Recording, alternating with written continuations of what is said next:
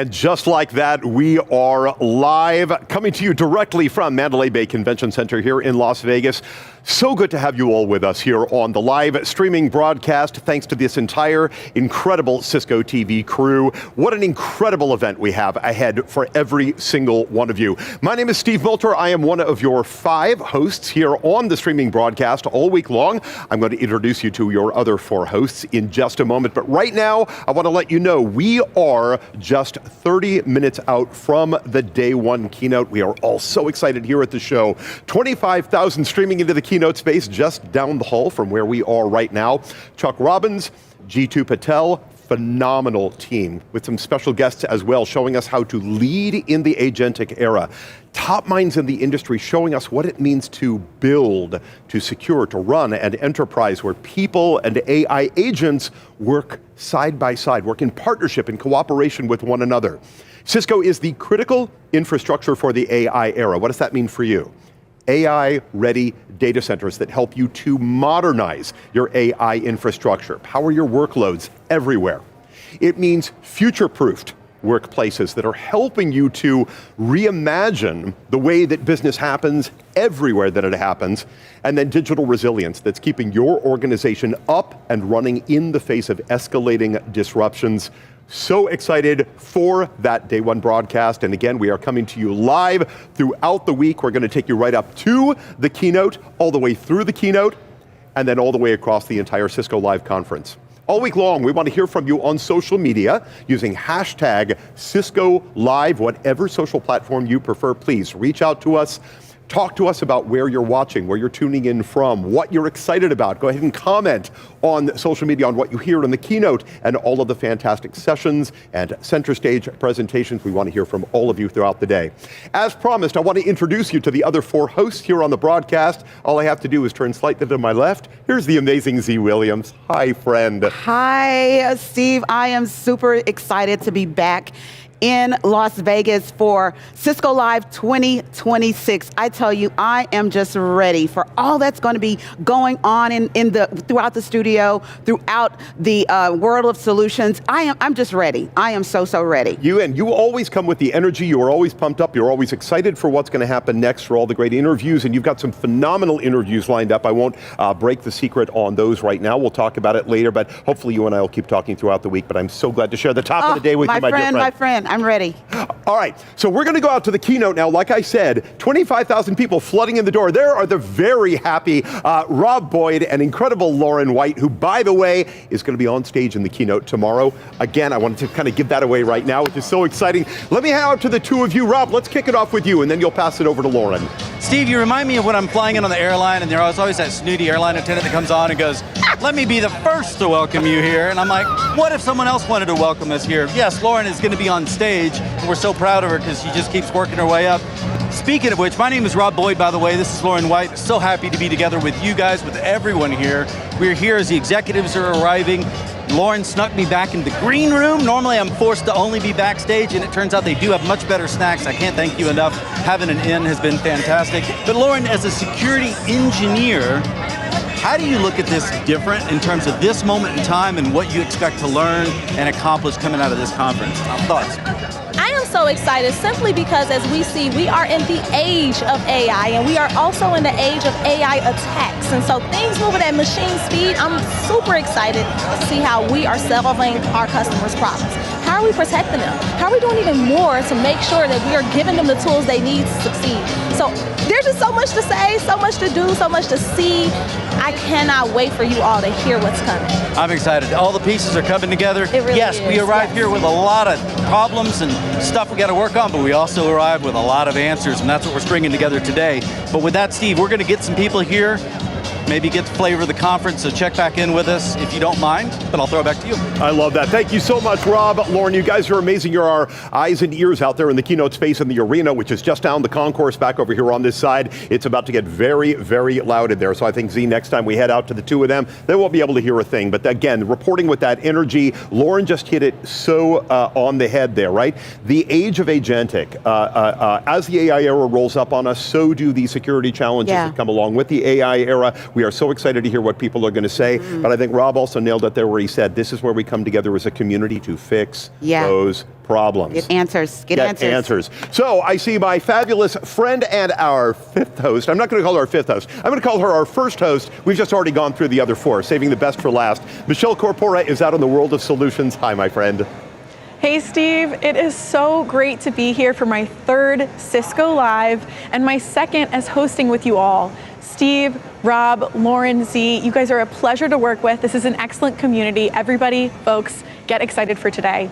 Like Steve said, my name is Michelle Corpora. I'm a Splunk product marketing manager, and I get particularly excited about talking about the one platform advantage, how the Cisco portfolio comes together. Get excited, you'll hear more about this on the keynote, and then we'll walk through some really cool stuff here at the show floor. Back to you, Steve. And Michelle, you're our Splunk Insider expert there. So when it comes to that data story and that full stack observability story, I'm coming to you every time we possibly can. Every time. So Z, one of the things that people really don't quite understand is what it takes to put a conference like this together. We're going to talk a bit more about it in a minute, but right now I want everybody to watch just what it takes to build this particular event out. Check this. Yeah.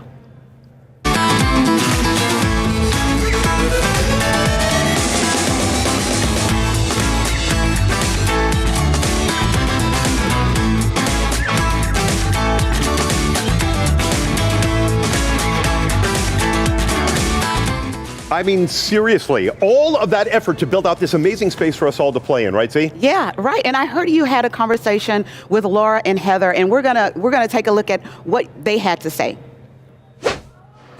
All right, so you are joining me in one of my favorite things that we get to do here at the conference. Normally we have to wait till the end of the conference. If you can see what's going on behind me, we are still in construction. We do not open until tomorrow morning, but I've got the people who are responsible for putting all of this behind me here with me. Heather Henderson, Laura, oh, my friends, hello. Thank you for being here, and thank you for making time at the beginning before everything goes into chaos. How excited are you? Are you feeling amazed by all of this? I mean, amazed, energized, and excited. It's hard to comprehend sometimes until you get on site the depth and breadth and scope of what we are doing this week and the build that it takes, how long it takes to build. But it's really fun to see this entire year of work for the entire team coming together and coming to fruition and ready for action. Oh, I so agree. So Laura, the number of people, I mean, exactly what Heather just said, nobody realizes they walk in the door and it's just all done. Right, exactly. It's all complete, right? Magic. Poof, it's just that easy. And for the two of you and your team as well, right? Exactly. We work so hard all year round. We work with our customers, our partners, Cisco. Everyone is dedicated to Cisco Live, making the best experience possible for all the attendees coming on site and the people watching online. That's what we think about all year round. Absolutely. And it does start early, and we talk about this every year, that it kicks off while it's still going on. Last year we're in San Diego. It's an amazing event, incredible. We have phenomenal attendance, excitement. Now we are back in Las Vegas and back at Mandalay Bay. What has changed? What's adapted? Well, it's different. It's every year is different. Every venue is different. I think this year, we are all under one roof here at Mandalay Bay. We've reorganized how we lay out the world of solutions. We've added more activations and more fun kind of things beyond the classroom. Mm-hmm. We've done a lot more of that because there's so much education, it can be overwhelming, but we've tried to really think about the whole person and what they need. And so there's lots of cafes, plenty of coffee, right? Especially for me. But there's fun activations too. There's a Lego station, there's a puzzle area. I mean, there's just so much happening. You led me exactly where I wanted to go. We were talking about this a little bit earlier. Laura, keeping the human side of the conversation, because that's why we're in the room together. Exactly. Education can happen in a lot of different places, as can cherry pickers, and you can hear that in the background. But education can happen in so many different places, but when it comes down to the individual, the human being, and the way that we are able to interact in the room, why is this so special? I think what makes Cisco Live so special is the fact that they're coming together to see each other. They're coming to see the speakers who write the products, who build everything for them. They're thinking about how to move their careers forward, whether it's through a certification class or they're going to talk to an SME. But we're also making sure that they're thinking about their personal journey. What can they do and learn in the Purpose Pavilion? What can they learn from our mentorship and our networking activities? So we want to really think about who's coming and all the amount of time that they're spending here. We recognize it's a commitment and we want to celebrate them. Well, and there's so much that happens in those moments in between. I mean, that's the magic of being together in person, is the networking, the connection, the human connection in this world of AI and technology. the connections that people make here, that a lot of times that's why they come back. Yes. Because these are those moments for them to get and solve problems at work, but also, whiteboard things, but also work with people that are walking in their same shoes, so that they can learn and grow together as we're all embracing the new AI era. You couldn't have put it this better, and this is so important right now. As we move deeper and deeper into AI, we overcome the confusion. We surmount, where do our investments go? What sort of build-outs do we do? What can we actually invest in that's going to create the benefit? At the core of that is the human being. G2 talks about this again and again and again, right? And I think that really comes to fruition, and that's what the two of you are building. Exactly, that's what we think about. How can we help customers be prepared? How can they anticipate changes? It's moving so quickly. So nobody knows what the future holds, but we want to make sure they're prepared for any change that's coming at them, whether it's security, whether it's networking, the new infrastructure. You're going to learn all about that here at Cisco Live. Phenomenal. All right, I'm going to date all three of us, and I apologize in advance. We have been together for so long and doing this for so long, and this is really fun. I go all the way back with Heather to, I believe, when your very first event running this, we were together on that one, and Laura, you came in just a couple of years later. It wasn't after that. But literally, we are talking 20 years of evolution of this spectacular event. This has got to be so exciting.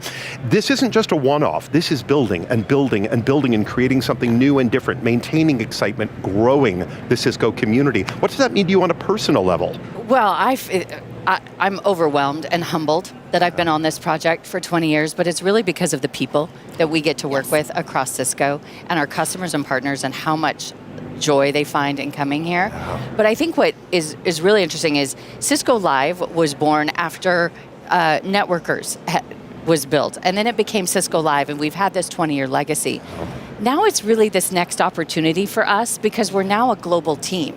We're now not only Cisco Live Americas, but we have EMEA and APJC, and we're now one team working together to bring Cisco Live to life around the globe.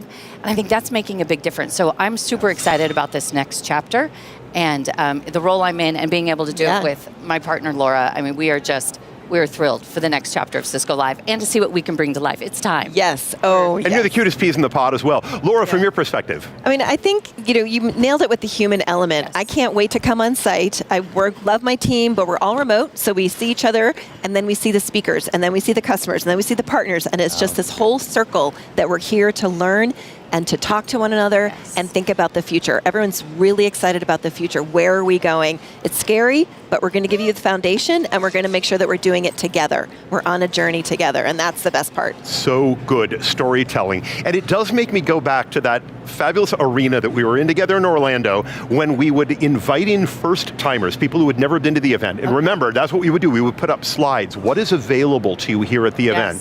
What should you look forward to? If this is the first time attending a Networkers going into live at that particular point, what can you expect to be different? What should you take advantage of? The world has changed so much now, but also the number of things to take advantage of.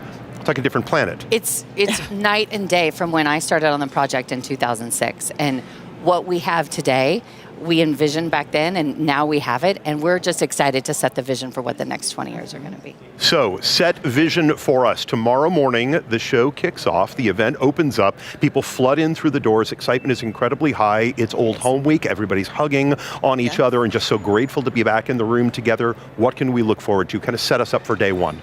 Ooh, day one. I mean, we kick off strong tomorrow with Chef Jose Andre presenting and talking about how we're making a difference in the world. So that really sets the tone, thinking about what we're doing at Cisco and what we're doing with our customers and partners to drive things forward. And then for me, I think about the education, the hands-on training, capture the flag, walk-in labs, all the sessions. People are here, they're hungry to learn, and then they come down and they see the showcase. What are the products that are going to make a difference for them in the future? So it's just a lot to see. You got to pace yourself. It's only Monday tomorrow. Good shoes, good shoes. Good shoes. So glad tennis shoes are finally acceptable show attire. I think for me, I'm with Laura. When those WAS doors, World of Solutions doors open tomorrow, that to me is the moment, because there is so much activity in this show floor, so many experiences that people can have. This is where the magic happens. If you aren't in a session or in Keynote, you need to be in the World of Solutions, because this is where the conversations happen, the networking has happened. You meet with our partners, you find solutions, you find new products, you discover things. I mean, it is a world of opportunity in here, and this is where they need to be. I love that. And it's also the ecosystem of everything taking place around us. You've got IT leadership taking place, going in the door. You've got the Knock and Sock this year as the heartbeat center of the spectacular showcase, and we've never really had that kind of experience. The Knock has always been there, but the Knock is sort of set to the side and is part of it. You can tour through it. Now you walk in, there it is. It's right in front of you. Watch the sock in action. Absolutely. It's so hands-on, it is so personal, and I think it becomes very individual for the guest who joins us here at the show. Exactly. You're going to talk to the engineers who literally built the network. I mean, they've been here for 2 weeks. They're running this network. It's like 130 terabytes of data that we're going to pass through the Cisco infrastructure. Rock solid. And so if you have questions, go and find the person who literally built the network for you. And that's a really unique experience here. Always about adding something new. So I need the two of you to make me a promise. Will you please come back and can we do this a little bit more throughout the week and continue setting things up? Let's find these opportunities because I think everybody who's tuning into the broadcast wants to hear them, and the two of you are you're at the center of making all of this stuff happen. So on behalf of everybody, as I do every year, thank you for giving us a home to play in this week. Thank you on behalf of everybody who's tuning into the broadcast that you've given them a platform to pay attention to. Congratulations, and we'll do more of this, shall we? Sounds great. Laura, Heather, thank you both. Thank you. So there you go. Heather Henderson, Laura Simmons, two of the driving forces, maybe the two biggest driving forces behind this incredible program and this amazing event that we're also excited to share. We are less than 15 minutes from our day one keynote. I want to head back straight out to the keynote space because Lauren White has somehow managed to track down the incredible Carrie Palin, our Senior VP Chief Marketing Officer. Lauren, take it away. Yes, I am here with Carrie Palin, Chief Marketing Officer here at Cisco. Carrie, every year I'm here, it feels like this event just takes it to the next level. What are you most excited for this year? Oh my gosh, so many things. I mean, beyond the obvious, the keynotes and all the innovations that are going to be announced this week, which are incredible. I want to take a moment to talk about what my team has done because we actually put on this show and we take very seriously the whole concept of customer experience, right? And from the moment you step foot in Las Vegas, in the airport, at the terminal, you're going to see brand new, brand creative around AI. We've been seeding the market with this positioning of we are the critical infrastructure for the AI era. But you're going to see what that means today. We're going to have our new ad campaign up on stage with Chuck, which we're super excited about. By the way, almost exclusively created through AI, which is a first for us, and it's stunningly beautiful. I'm really excited about it. But it really starts to play through what it means to be the critical infrastructure. What are we actually doing out in the world? And it starts to build emotional connection. You know, we are a tech company. Sometimes hard to have emotional connection, but this ad campaign is starting to build emotional connection with consumers around the world as to what we actually enable for their lives. So I feel it. I feel the emotion in the room, and I felt that when I got into the airport. I was like, oh my gosh, Cisco is everywhere, and if you didn't know, now you know. And after 10 years being here, I didn't think we can keep taking this to the next level, but we do. I'm so excited to be part of such an amazing team. Hey, listen, there's momentum right now in the world for us, and I think it's a beautiful time, and Cisco has earned this. Yes. 41 years of delivering and having integrity and trust with our customers, and it's crescendoing right now. It's a beautiful moment. So I couldn't agree more. I'm so proud to be, and honored to be here with you and be here in this moment. Likewise. Feel the energy, and I think we're gonna pass it over back to Rob. We gotta throw it out there to Rob. Bye-bye, guys. You know what? We will throw it to Rob in a moment, Lauren. I'm going to take it first just because I'm greedy and I like to have a moment to talk with everybody. So great that we get Carrie, and I just want to make a mention of this, Z. This is so important. People say, okay, well, why do I need to go? I can get the entire conference just by tuning into the broadcast. You can get a great deal of it. Carrie Palin's just walking around there in the room. Chuck is walking around the room. G2 is walking around the space all the time. Where else can you actually get into the room and be together with these driving forces, with these incredible thought leaders? Oh my goodness. All of those that you just named, those are people. Those are people, and you can't do any of this without people. You know, coming from my space, I'm a program manager with the Sustainability Impact, Social Impact and Sustainability Office under 3P. That's our people. We can't do any of this without 3P. And you know what? Carrie said something that was so integral, that resonated with me. She talked about integrity and she talked about trust. Those are characteristics that are intrinsic to humans. Amen. Humans. You have to have AI with humans partnering together, and that's where we're going to be talking about all this week. I love that, Z. We're going to go back out to the keynote space because Rob is hanging out. Rob, do me a favor. Briefly set up, what is our Cisco Champions program? Well, so what I'm going to do is actually have this gentleman here, Simon, who I've met before. He reminded me, because you know how bad I am at that, Steve, but you've been part of the Cisco Champions program. Give me your full name and what you do, and then I am curious to get your perspective on the Cisco Champions program. Of course, my name is Simon Robert. I'm a champion since 3 years. I'm very excited to be here today because we're having such a good community in the champions. We learn a lot and we help each other out. And I'm very excited for today for this first keynote because I think at Cisco things go fast right now and there's a lot of new technology that's being released, especially for AI. But we're seeing a unifying of the technology, so that's pretty impressive. So no competitors are doing that.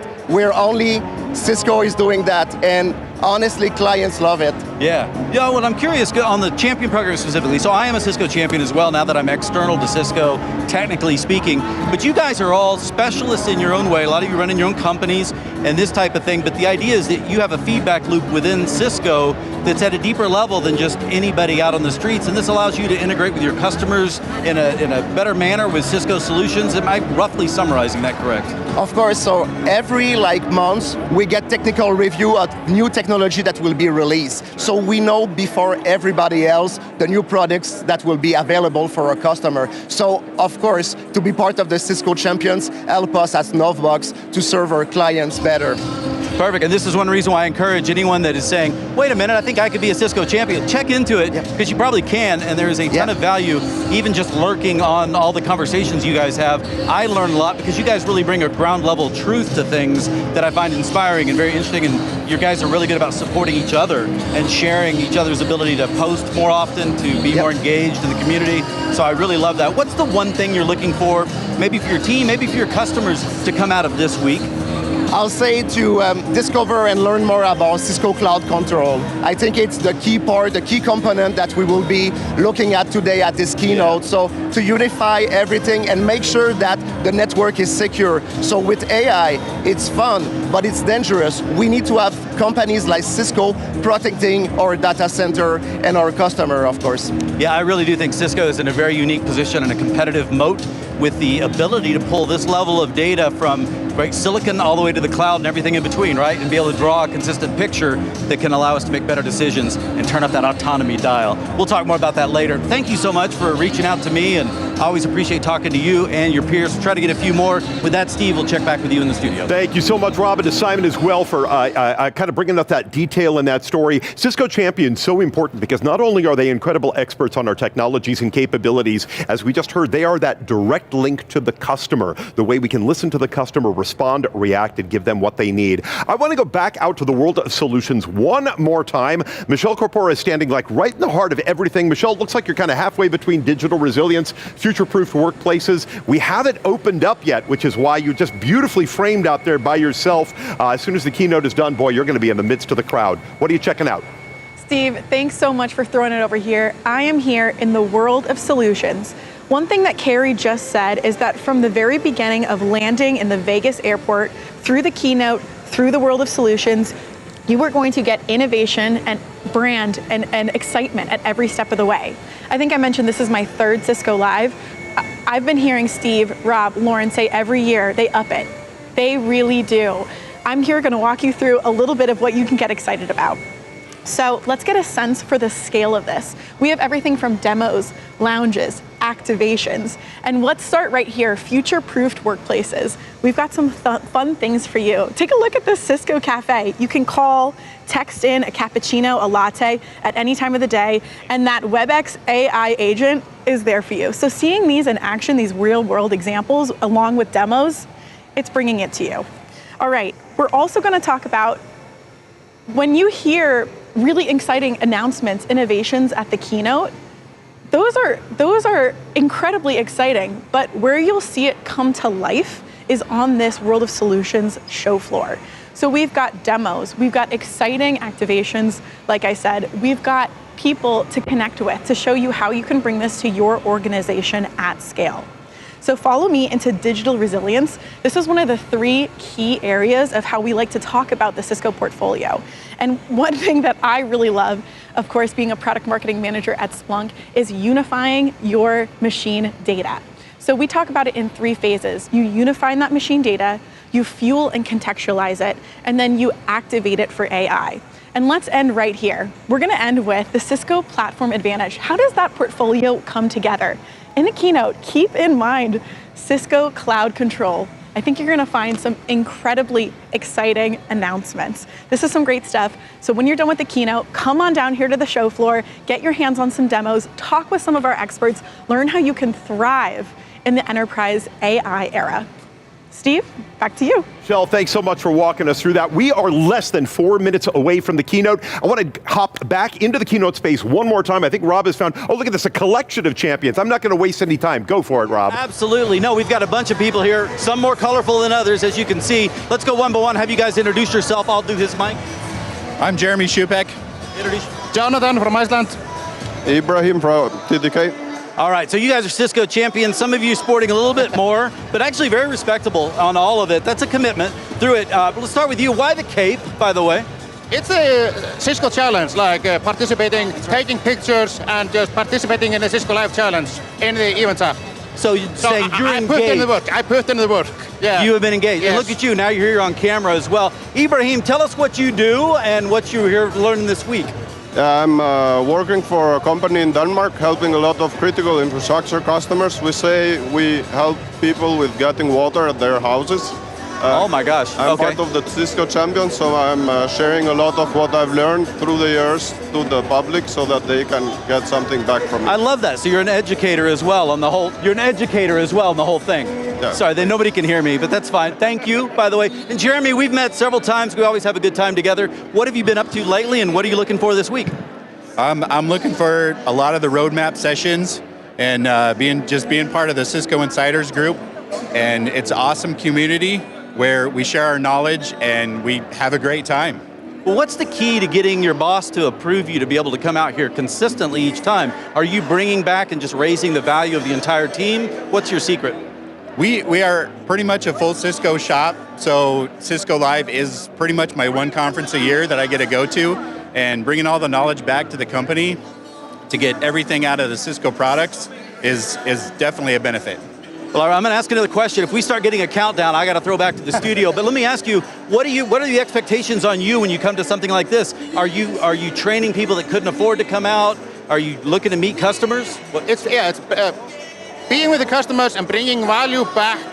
So networking is the main idea, like connecting with other people to bring those connections back so I have connections to reach out to and can get knowledge from. Well, this is awesome. Obviously, we got a lot of stuff happening this week. We're going to learn a lot of things. Steve, I just can't wait to see what we have in the keynote. But with that, I'll let you take back over control and give it back to you. Thank you so much, my friend. It's loaded back there. I am so excited for things to kick off. Thank you for being the faces and voices out there in the front. We're going to see some of those insiders back over here in the insider space and theater area here in the showcase and here in the world of solutions. Speaking of which, I want to take one more visit out to my buddy Michelle. Where are you now, pal?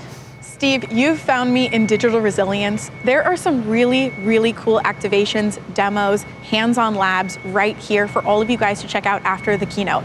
One thing I want to show you is the Security Operations Center, the NOC Center, SOC of the future. This is incredible stuff.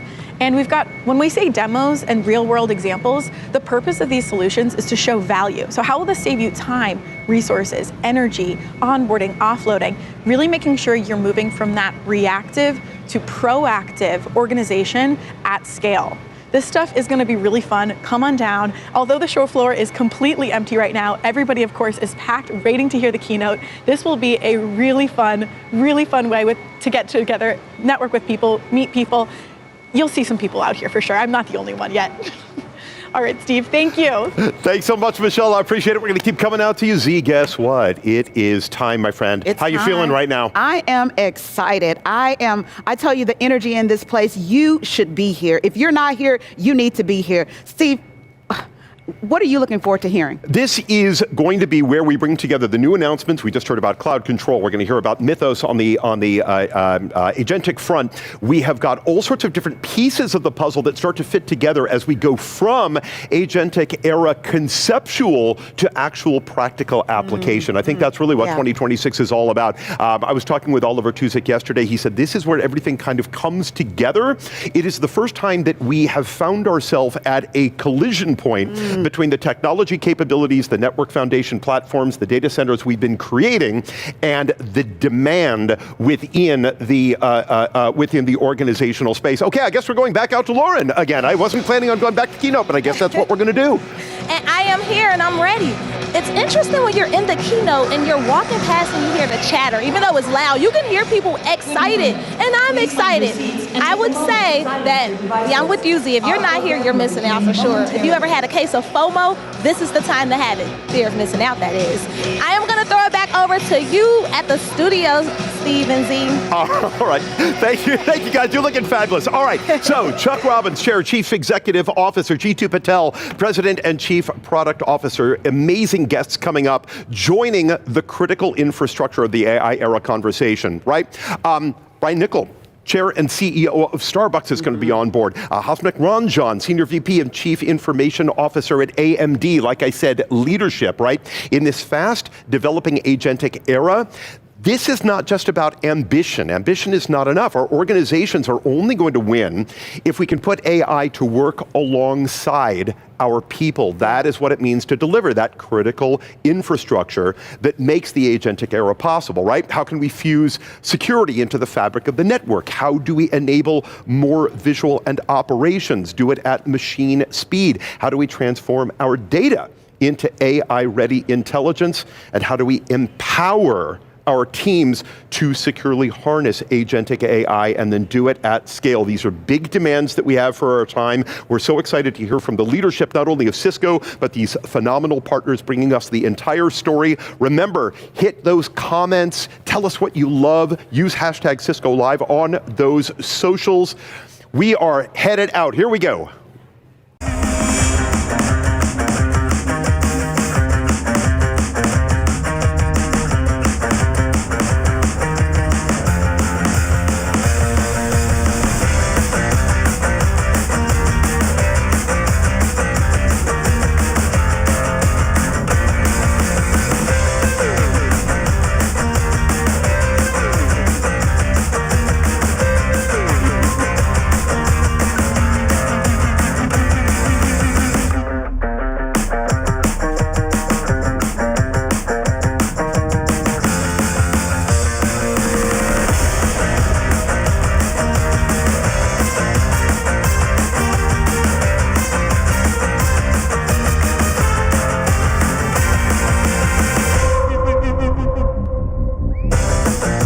Please welcome Chair and Chief Executive Officer, Chuck Robbins.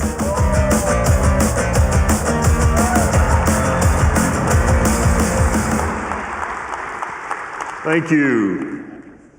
You know, I was thinking about Cisco Live, and I was thinking every year I come on stage and I say, you know, this is the most important Cisco Live we've ever had. And this year I think it's true. Not that it hasn't been true in the past, it's been true in the past, but if you think about everything that's going on right now, this is a really, really, really important time. And I want to thank all of you in this room, all of you in the overflow areas, and those online who last year watched some portion of this, like 15 million different streams last year. And so we appreciate you joining, we appreciate you spending time with us, and I hope that when you leave Las Vegas this week, you truly feel like this is a great, great use of your time. Before we get going, though, I want to reflect. I'm going to be a little nostalgic. Not for the sake of being nostalgic, but sometimes when we look back, it helps us think about the future. And 40 plus years ago, Cisco built the first router. Who remembers what it was called? Okay. You guys are too young. The lovely AGS. It was a simple idea. The two founders, professors at Stanford, who were on disparate network or computer types wanted to communicate, and they built the first router. And they thought that that connectivity could truly unleash amazing possibilities. And they taught us the key lesson of the internet revolution, that the network is truly more powerful than the node. And as we think about what's going on in our businesses, and as you think about what you're trying to accomplish inside your organization, you understand that to be true. Every technology revolution we've seen has been ultimately dependent upon the network. The internet, right? I remember my first computer. I'm not going to tell you what it was, but you all know how old I am anyway. It was powerful and it was fun and it was amazing. But then when it got connected, it was incredible. And the experience just elevated. Think about the mobile revolution.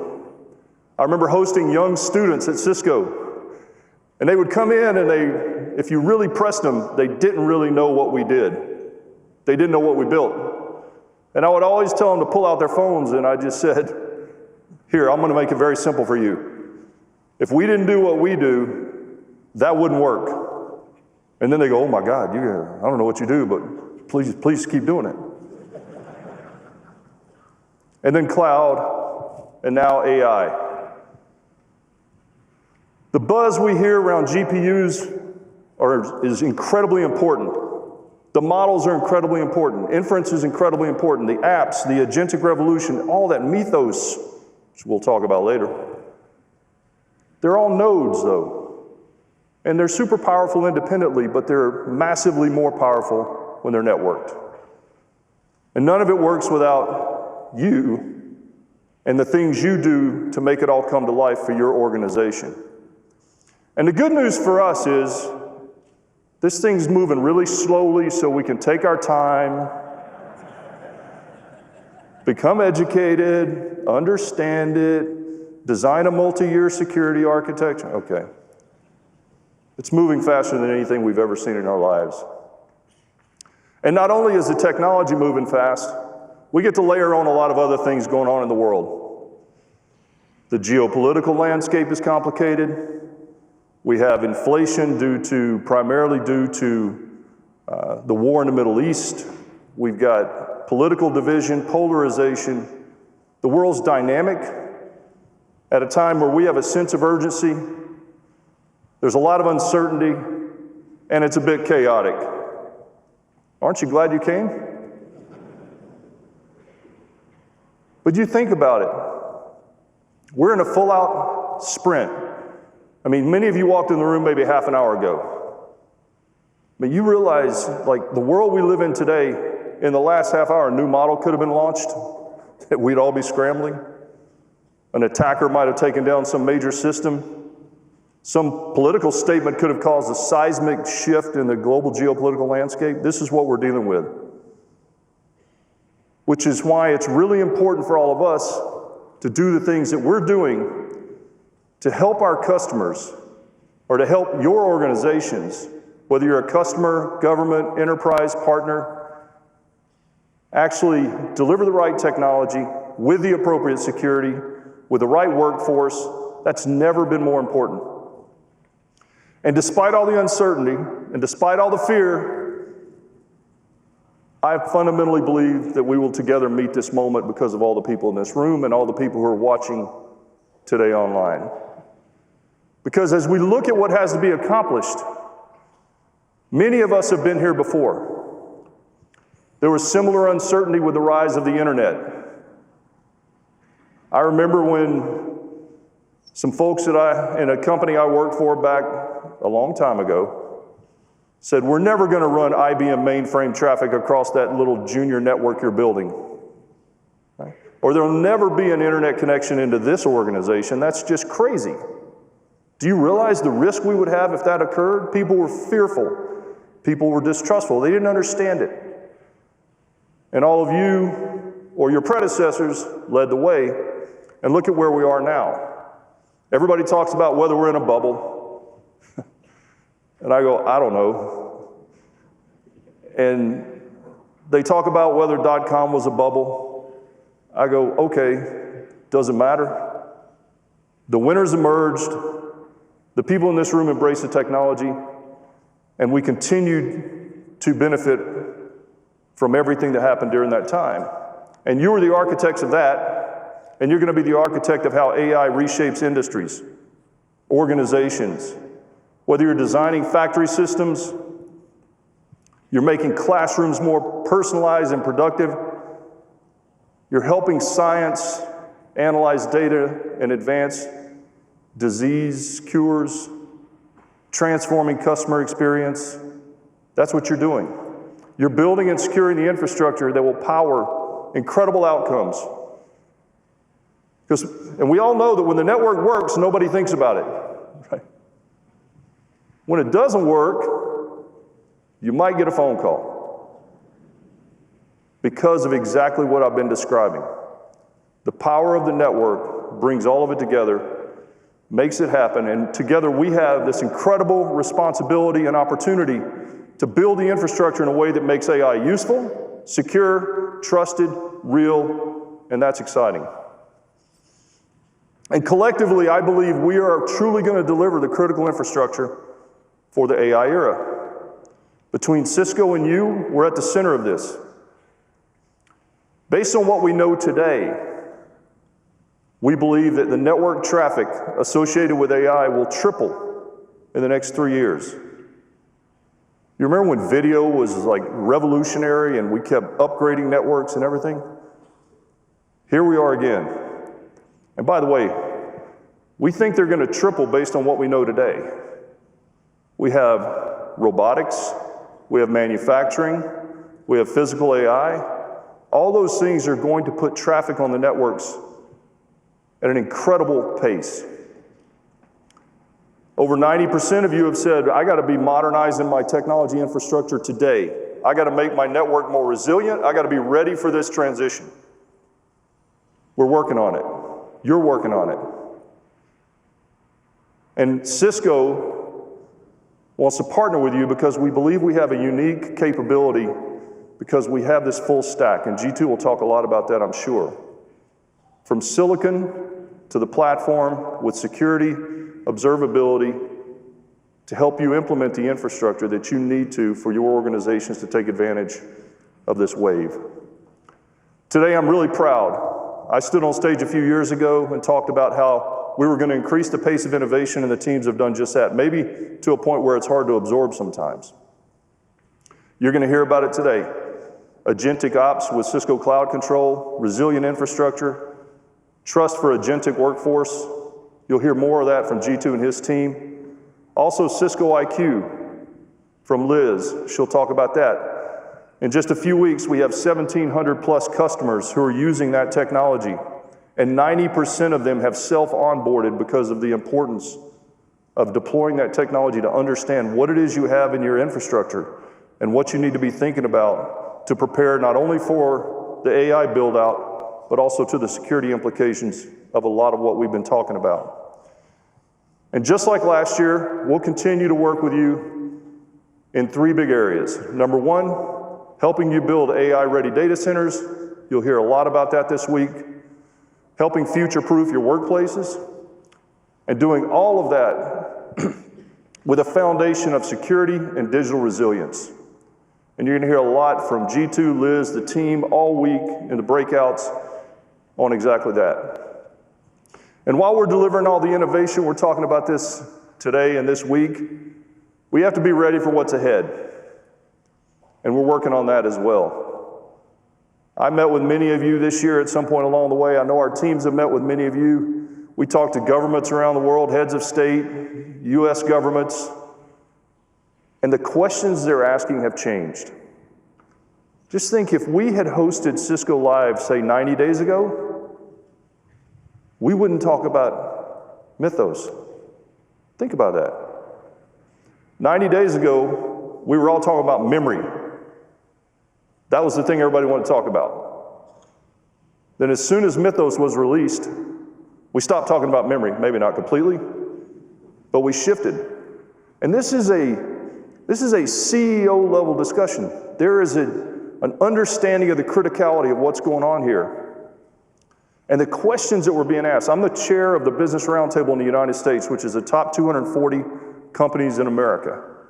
And we're hosting calls with CEOs who want to learn about Mythos, who want to understand what they should be doing in their organizations. How do we secure and govern AI? How do we protect our data? How do we trust autonomous systems? How do we move fast while balancing risk? These are things that you're all thinking through because they're all walking in your office, probably daily. What progress have we made since yesterday? What are we thinking? How's it going to impact us? And for many of you, you're dealing with a lot of this in an uncertain way because you haven't gotten your hands on some of this new technology. There's 3 key areas, and one obviously is cyber defense. AI changes the speed of defense. The bad corollary to that is it's empowering our adversaries at a pace that we've never seen in our careers. It's become very real with models like Mythos. And my team and others in the industry have said this, so this is not an original statement from me, but just we all have to remember these models are as bad today as they're ever going to be. Right? And so we were part of Glasswing. Our goal was to understand how we could safeguard our customers, how we could come together as a broader ecosystem to work on AI-powered defense and to stop AI-powered threats. And the most striking thing is, it's not necessarily the technology, it's the implications, the business implications, the societal implications, the government implications. Those are the discussions we're having. We've had access to GPT 5.5 Cyber, and we open sourced Foundry Security Spec, which is a harness or a blueprint for agentic security evaluation of systems so that you can actually take a look at how this will play out once you start working with these models. And I would encourage all of you to take a look at that. We really need to work together to think about how we defend against these emerging threats and how we make sure that we build that architecture in a way that allows us to spend more time talking about the benefits of AI, the positives of AI. Every technology transition we've ever been through has brought the great benefits of the technology and unintended negatives. And I want us to work together to deal with some of these complexities so that we can all focus on delivering the positive benefits for our organizations. But how we build these architectures and how we defend are going to have to fundamentally change. You're going to hear more from that from G2 today. Now, we originally were supposed to have the White House National Cyber Director, Sean Cairncross, was going to be here with us today. And something arose yesterday, as it tends to do in Washington, and he's unable to be here. But a lot of what he would have shared with you, and he really wanted to talk to this group, would be about how do you ensure that your infrastructure is prepared? How do we make sure we don't have tech debt? And our teams put out a document called Shields Up, and you can see on the screen where you can download it today and take a look at the things that you need to do. Because we realize that every customer hasn't had access to some of these models, but there are a lot of things you can do today that will help you feel better about how you're heading into the future. We put out a blog this morning from Anthony Greco. It shares that in the last 8 weeks, we scanned 1.8 billion lines of code in 25 different programming languages. Before these models, that would have probably taken us 8 years. You think about that, 1.8 billion.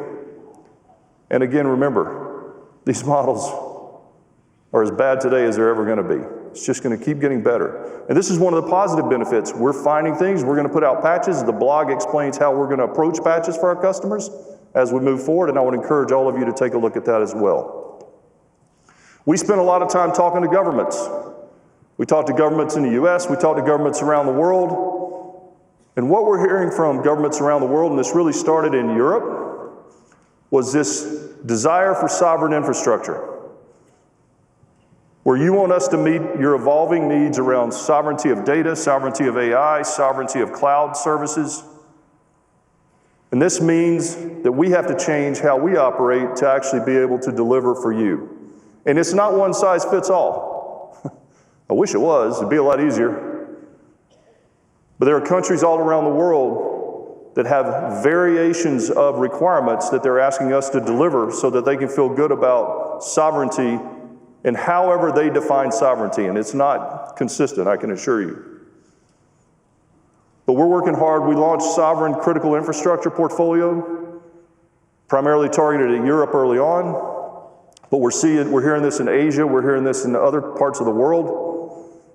The need for on-prem, air-gapped, AI-ready infrastructure with trust-based licensing. And we're going to help you build that architecture with more control, more visibility, more security, and more confidence during the uncertain times that we're navigating. And then there's this new technology on the horizon called quantum. And it is going to be a major disruption, much like AI. It's a fundamental shift in computing.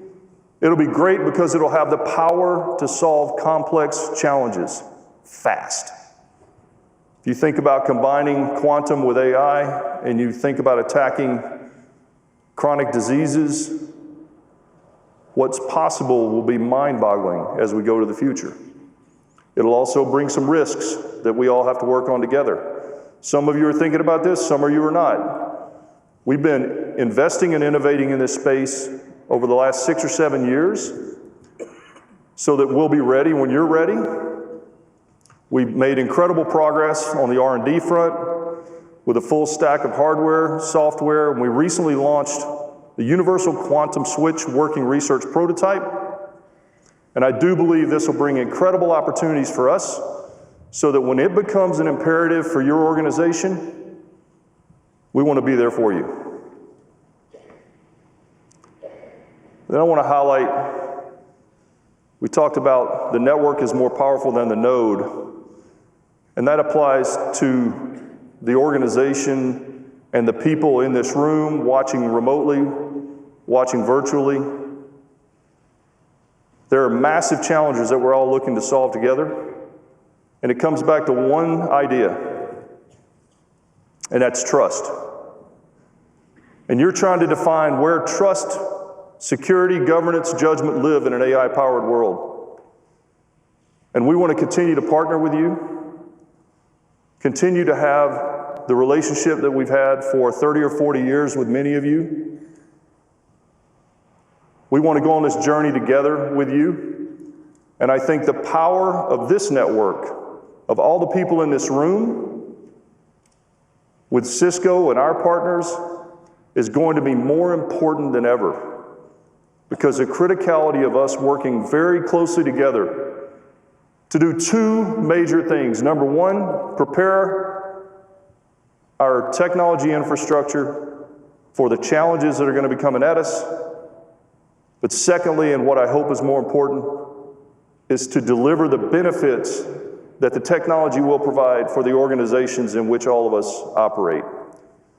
You're going to hear a lot about this over the next day or two, but to talk about how one of our major enterprise customers is actually leveraging technology for the customer experience and how these AI waves, how they're thinking about that, please join me in welcoming to the stage Brian Niccol, the CEO of Starbucks.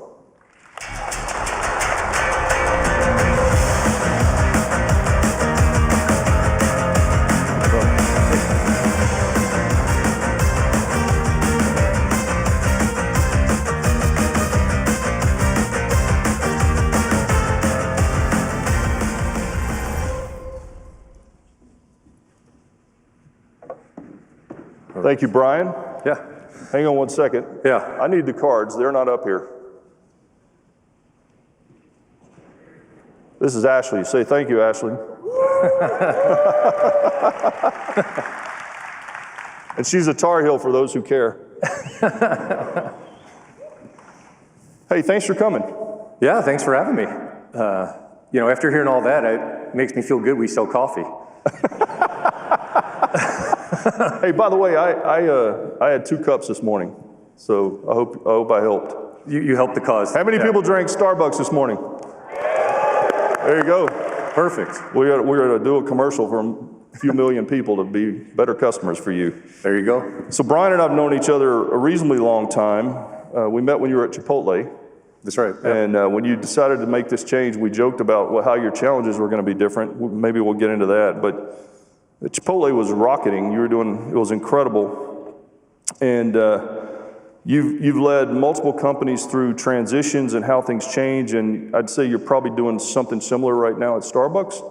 How do you, I wonder, like, when you go into a company that you haven't been a part of, how do you orient yourself to this completely new organism that's big? I know if somebody came in and took my job here, number one, they'd do it a lot better, but it'd be really complicated. It'd be really complicated to learn all this complex stuff. So how do you do that? Yeah, well, look, in the case of Starbucks and some of the other businesses, obviously they're customer-first businesses, consumer businesses that you first have to understand how do you do a great job for your customer. And then in the case of Starbucks, obviously, because it's a retail business, we also have to understand what are we doing to make sure that our partners, the ones serving our customers, are also set up for success. So you start there, and then obviously as you get into the organization, there's a lot of learning. And you got to be open to the idea of doing a lot of listening and a lot of learning before necessarily you start sharing what you want everybody to go do. And so, I've taken the approach of, you got to come in with a strong point of view of what you believe the company needs to do for the customer and our coffee house leaders or our partners. And then at the same token, you got to take the time to make sure you listen and learn how the organization actually gets work done, how decisions are made, and, figure out what's the most efficient way to get to the right outcomes for our customers. That's great. You're 2 years in? Coming up on 2 years, Coming up on 2 years? Yeah. I'm finishing 11.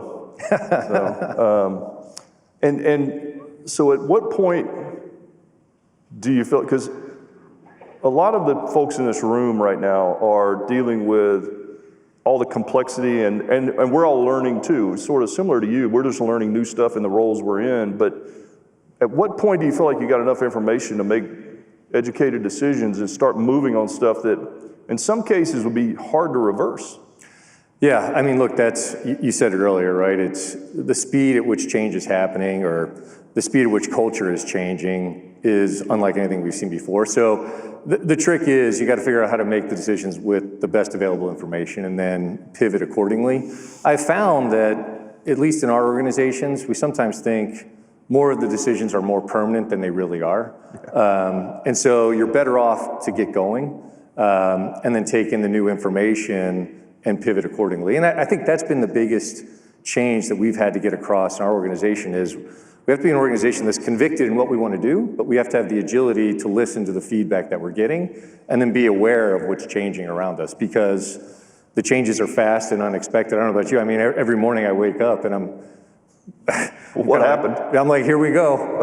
So you've got to have an element of you enjoy that pace and you're not afraid to embrace the idea of, I didn't see that coming. And I think that's the other thing too, is like, I say this to everybody all the time, like, if I knew what was going to happen next week with any sort of certainty, we'd probably be doing some other things besides what we're doing right here. But you got to have the conviction to know what your business is all about, and then I think the curiosity to not be afraid to learn and pivot where new things start showing up.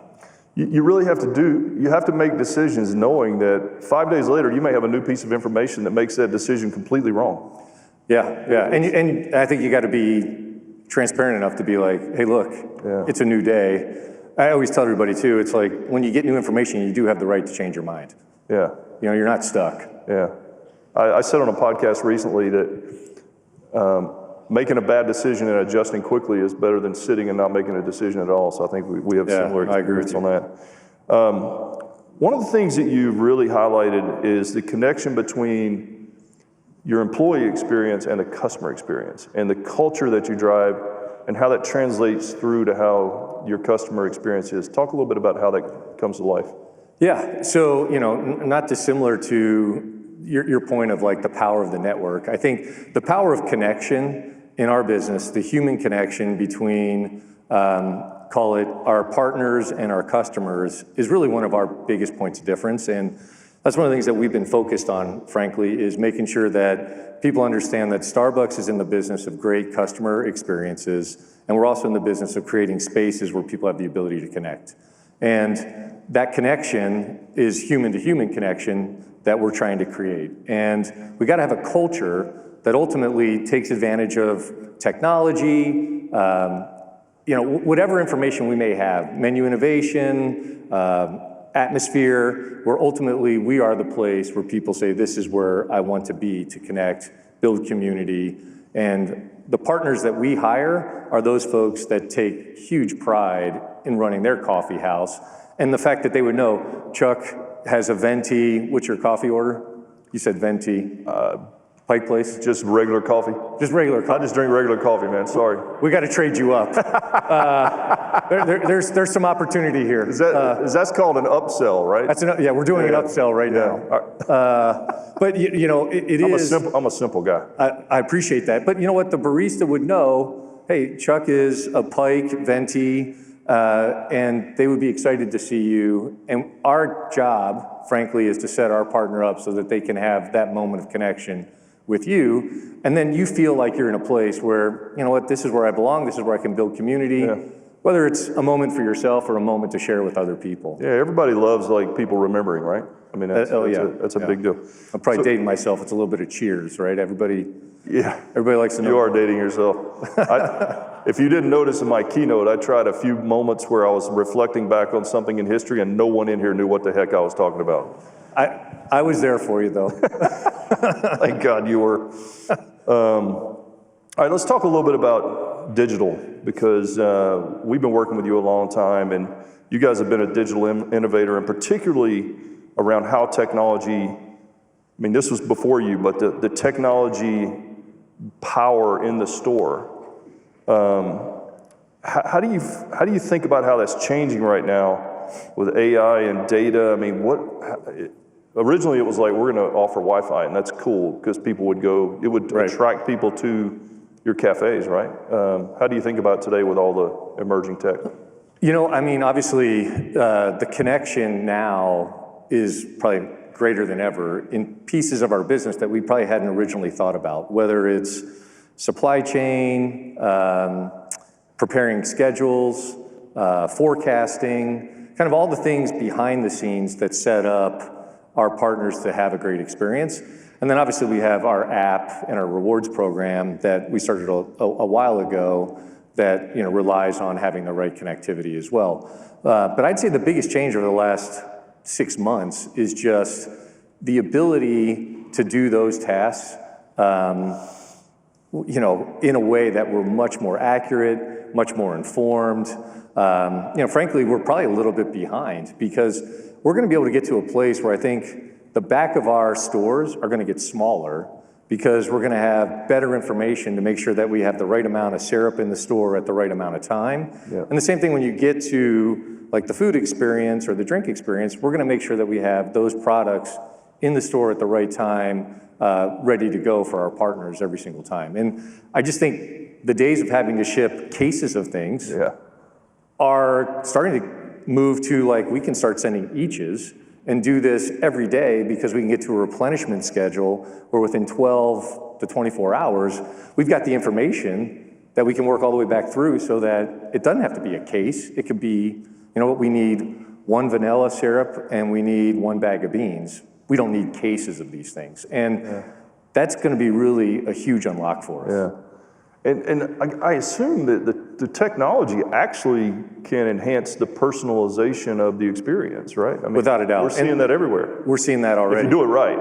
Yeah, well, that's why eventually we're going to get you from just a regular cup of coffee. Yeah, I'm up-leveling, man. Yeah. I'm going to send you a text later and tell you what I had. I can feel your future of an iced Americano with a vanilla cold foam. I feel it.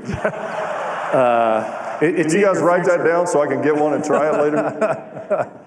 But you're exactly right, because what happens is the more information we have, it's pretty amazing. Our predictability of what you're going to order based on day of week, time of day, just goes way up. And then that better informs how we staff the store, how we deploy the store, and how we set up the inventory in the store. Yeah, and that really does help you with the thing you were talking about first, which is having the maximized amount of supplies in there, optimal from a cost perspective. That's great. So let's shift to AI a little bit. Where do you see AI showing up? How are you guys using it in general? Just give us a general landscape of how you're thinking about it. Yeah, I mean, right now, the way we're approaching AI is we're looking at kind of all of our processes, from the beginning to end, and then just looking at where are those areas in the process where, one, it's digital and it's repeatable, and then we ask the question, could we be using technology or AI in this part of the process? And places where we see it more often is, frankly, kind of behind the coffee house experience, and then a lot of places in our corporate office, right? Whether it's accounting, legal, HR practices, and then obviously a lot in the supply chain. We're spending a lot of time right now on supply chain, forecasting, and kind of scheduling in the stores, because the predictability has just gone way up. And before, we'd say it's an aid. Now I think it's going to be something where it's like high confidence, so that almost our store managers don't have to mess around with trying to figure out, should I have 10 bottles of water in the cold case or 15 bottles of water in the cold case, because that AI model will know, well, if it's Tuesday, you're on the East Coast and it's 80 degrees, this store goes through this amount of water. So this is the way we'll ship it in, this is the way you'll staff it, and this is the way ultimately you'll stock it. Yeah, well, you should be glad that when you think about supply chain, you don't have DRAM issues to deal with right now. You don't have no DRAM in coffee. How do you think about is AI from a customer perspective? It's just a layer that helps with the personalization, I assume, correct? Yeah. So the way we've thought about a lot of the AI technologies, how do we use it to make Starbucks a better Starbucks? And really for us, that is, for most people, the customization experience of getting to the drink that they want. The thing that's pretty amazing is, like, whenever you walk up to a Starbucks coffee counter, like if you happen to order in a mobile order, or even if you go into the store and order, it's really fascinating. When you get to the counter, no two drinks are the same. Yeah. Like, no two drinks are the same. If you actually took a moment and look at those labels, no two drinks are the same. And the way I think we can use AI behind the scenes is to help us get to those solutions even faster, and then help our partners be able to build those drinks faster and more accurate. And that's really how we're using the technology, is enabling that craft and then that customization aspect. So just a couple of questions for this audience so that we can help them understand how you think and how they think about what they need to be doing. So when you think about innovation and you talk to your technology team, what guidance do you give them about how these people in this room and watching right now have about 650 different things they could be working on right now? How do you help them from a leadership perspective drive the prioritization that is very difficult today with all the crap I was just talking about? Yeah, well, that's... stuff, really good stuff. Look, Chuck, that is, I think, one of the hardest parts of our job today is there's so much information, and as a result, there's so many things that you could say we should be working on or you're behind on. And I think this is where we always go back to, like, we got to make sure this is a phrase I've heard before, keep the main thing. And then how do we take the information that's coming in to enable us to get to those outcomes faster? One of the things I always worry about is if the to-do list just keeps getting bigger and bigger and bigger, and we aren't actually ever getting anything off the list, that's a signal to me that we're not actually making progress. Yeah. And so there is an element of, we've got to get some things off the list before we can tackle the next piece, and then make sure that we're allocating the resources so that we can get these things off the list, frankly, faster than we ever have before. And so that's, and for our business, it really comes down to what's the customer experience, what's the partner experience. If we start there, usually that can really well inform, are we working on the right things? Because if we find ourselves working on things that don't actually make one of those two things better, we're probably off, we're off target. Okay, mythos. Mythos, yeah. You know what mythos is? I do know what it is. Yeah, I thought so. I don't think it's happened to me yet, but. It happened to you yet? I don't think so. So when you think about the need to leverage AI in your business effectively, and then you learn about things like these new models and the power and the mythos and the potential risks, what guidance are you giving your team? I mean, we were just talking about this yesterday, oddly enough, in our leadership team meeting. Anand, who is our head of digital and tech, there's all these models that are evolving so fast, and we're using these models to code ideally faster. And to your point, I think you said it earlier, and unfortunately, so are the bad actors using the models to figure out how they can infiltrate things faster. And so it really is an exercise of how do we make sure, in our case, we're working with everybody, right? OpenAI, Anthropic, Google, on how are we doing, the right work on our code and all of our technology so that we're hopefully staying a step ahead of what, some of the bad actors are doing. But it is one of those things where I think it's a constant pressure and it's a constant exercise in threading the needle, because you don't want to stop working on it. Yeah. But at the same token, you don't want to go so fast that you set yourself up for a bad situation. And so that's really the balancing act. And luckily, we've got a great leader in Anand, who, it sounds like you've got some great people around you too, that ultimately they're my guide on where we want to go. It's easy for me to say boy, it seems like we need to be going faster. Boy, it seems like we need to be doing more coding with AI, and ultimately, we're trying to just balance it. Yeah, it's funny. It is like the CEOs in America, it's always amazing to me because they look at their CISO and say, dear God, I'm trusting you, please don't let me down. Because I have no idea whether you're really that good or not, but I need you to be better than them.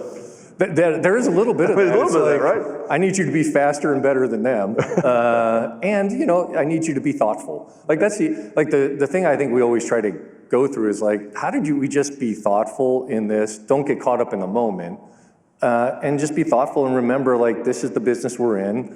These are the things we have to move quickly on, and you know what? If we find we got to go something faster, then we'll move faster. We'll allocate the resources to support you. But at the end of the day, I'm relying on his expertise, for sure. All right, I'm going to ask you one more, and then I'm going to throw a few lightning round questions at you that I didn't tell you I was going to ask. So, okay. Of course, I've already asked you a bunch of stuff I didn't tell you I was going to ask. So when I think about our organization, 90,000 people, whatever it is, one of the big challenges is making sure that the strategy and the initiatives, especially the pace we're trying to move, that everybody in the whole organization understands that. And if you rely on traditional organizational communication, it's going to break down very quickly. How do you do that? Because your world's even different than our world. How do you do that? Yeah, I mean, it's interesting. You asked me earlier what was one of the things coming into this organization that I was kind of boy, I got to figure out how to do this. Is in the United States, we have close to 250,000 partners. When you look at all of our coffee houses plus our corporate offices, and then when you kind of go around the world, we have close to 500,000 partners. Yeah. And from China to India, we're pretty much everywhere. Yeah. We're in 90 some odd countries. And I drink my regular coffee all over the place. That's right. That's right. I mean, the good news is you can get your iced Americano with cold foam everywhere in the world. Perfect. But the thing that I realized quickly was, look, we've got to have our strategy in terms where people can actually visualize it, not just hear the words, but visualize it. And so I came up with this idea of an umbrella statement of getting back to Starbucks. And the reason why that was so important is it instantly gave people a picture of what we were driving towards. And no matter whether you were in, Cambodia to France to the United States, our front level partners, the people in the actual coffee houses, they had an idea of what I meant when I said back to Starbucks. It meant great craft, great connection, and then obviously a great place. Now, there's a lot of work to make that happen, but if I can keep people just aligned on that mission, that is hugely powerful. And, I think Starbucks, before I got here, had gotten a little too distracted on almost kind of like project work as opposed to, well, what is it we're trying to deliver for the customer and our partners? And when you can have a simple phrase like, look, we're getting back to Starbucks, and even our technology strategy is all about making Starbucks a better Starbucks. That visualizes for people what we're after. Yeah. And so I think it's really important, the words we choose in our jobs has to create something that visualizes for people what we're trying to achieve. Because the work is very different given where you are in the organization or where you are in the world. But if ultimately they're rallying around the idea for tech, hey, it's all about making a better Starbucks than the Starbucks we have today, more than likely they're in the right alley, and the same thing goes for, menu innovation, store decor, where we choose to put the real estate. So that's the approach I've taken, especially when you just have these big organizations that are everywhere. Yeah, well, I think that given how everybody in this room and everybody watching understands your business and is a big fan of Starbucks, I'm going to end there because I think that's a great way to wrap. So Brian Nickel, rather. Yeah, thank you. Thanks, Jeff. Yeah.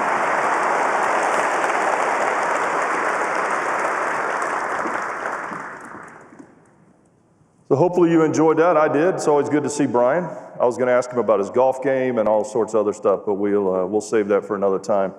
I'm thrilled now to move into a section where we're going to talk about innovation, share a lot of the new innovation with you. G2 will lead that off, but first, we're going to roll a quick video. Every day, billions of things just work. The lights turn on, the faucet runs, the signal connects. Everything clicks. Billions of times a second, all at once. From the simple things, to the human things, to the connected things that keep life in motion. And now, the intelligent things. In the AI era, reliability is the root of intelligence. Because every model, every inference, every agent depends on the network it runs on.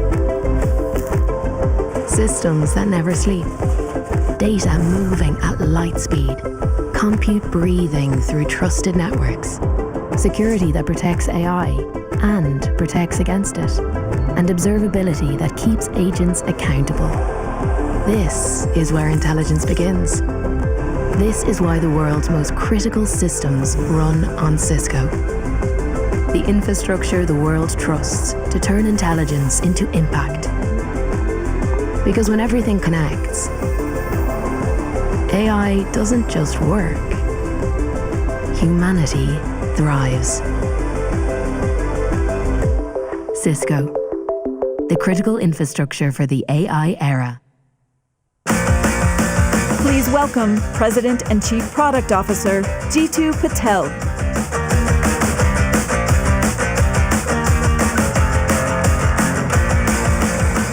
Good morning. How's everyone doing? I'm excited to be here today, for three specific reasons. One is I think we're living in a very special time where the kinds of problems that we're going to be able to solve because of AI are going to actually surprise us in a very, very positive way over the course of the years. Number two, I'm really excited because the class of innovation and the tempo with which with the team has innovated for you is something that I'm super excited to share with you. In fact, we have so much innovation that we had to break this session into two parts, one that we're going to do today, one that we're going to do tomorrow. So really, really excited to share that with you. And number three is none of this really matters if it doesn't resonate for you. And what I think is going to happen is I'm hoping that we'll deliver some technology to you that allows you all to do your life's best work for your customers. And so I'm really, really excited to see if we can bring that to you. So with that, what I thought I'd do is before we go into the details around the innovation that we've had and the payload that we have, I thought I'd just zoom out and take a step back and say what's happening in the market right now, because we're in a pivotal moment in the market where we're moving from this era of chatbots that intelligently answered questions for us to agents that are like digital coworkers that are going to conduct tasks and jobs for us almost fully autonomously. And we're right around the corner, because we're not stopping there, we're right around the corner, like Chuck mentioned, also in this era of physical AI, where robotics and sensors are going to be actually sprinkled all around us. And these shifts are actually creating infrastructure requirements that are changing in pretty substantial ways. And if you just take a look at the patterns of consumption of infrastructure right now, the infrastructure demand patterns are fundamentally different, even from chatbots to agents. Chatbots were very spiky because they were largely human-led. A human asks a question to a chatbot, the chatbot responds back with an answer. And so the patterns of infrastructure consumption were very spiky. When you go to agents, agents are working 7/24, and so there's a much more persistent, sustained demand signal for the infrastructure, where it's consuming things at a very, very kind of consistent pace. But there's more than that. These agents are also operating at machine speed. And so what you're starting to see is the sheer volume of infrastructure that's going to be needed is meaningfully higher than what we've had in the past. And the way I like to think about this is humans click, but agents swarm, you know. And so this demand that we're seeing, interestingly enough, is not just confined to data centers, it's also confined to the workplace. In fact, what you're starting to see as a pattern right now that's really interesting is you'll have these Mac Minis or Mac Studios that people will have, and they'll be sitting right by their desk. In fact, there's a whole new category emerging of desk-side computing, right? Where you have these Mac Minis that are sitting by your desk, and what you're essentially doing is having hundreds of agents that are on that Mac Mini that are starting to work on your behalf. And what this allows you to do is solve problems with these agents who become teammates for you as digital coworkers. And it's not just one Mac Mini or one desk-side computer, it's actually thousands of desk-side computers, because everyone's going to have one of these by their desk at some point in time. And as you have tens of thousands of these in your workforce, what's that going to mean? It means that you're going to have trillions of agents that are going to be proliferated everywhere, that are working with each other, they're going to be working for us, and that are going to be making sure that they make decisions on our behalf once we start feeling comfortable that we can delegate work to them. Now, what's really interesting about these agents is not just the sheer volume of these agents. What you're also starting to see is these agents are far more consumptive in their patterns of network bandwidth that's going to be needed. So on average, we just recently did a study, every agent generates about 450% more traffic than a human for conducting that same task. So what you're going to start to see is the demand signal is going to be much, much higher, and infrastructure is no longer just something that's bound by compute and memory. It is actually very significantly network bound. And so as a result, what we're seeing right now is we are entering into a massive, what we call networking supercycle.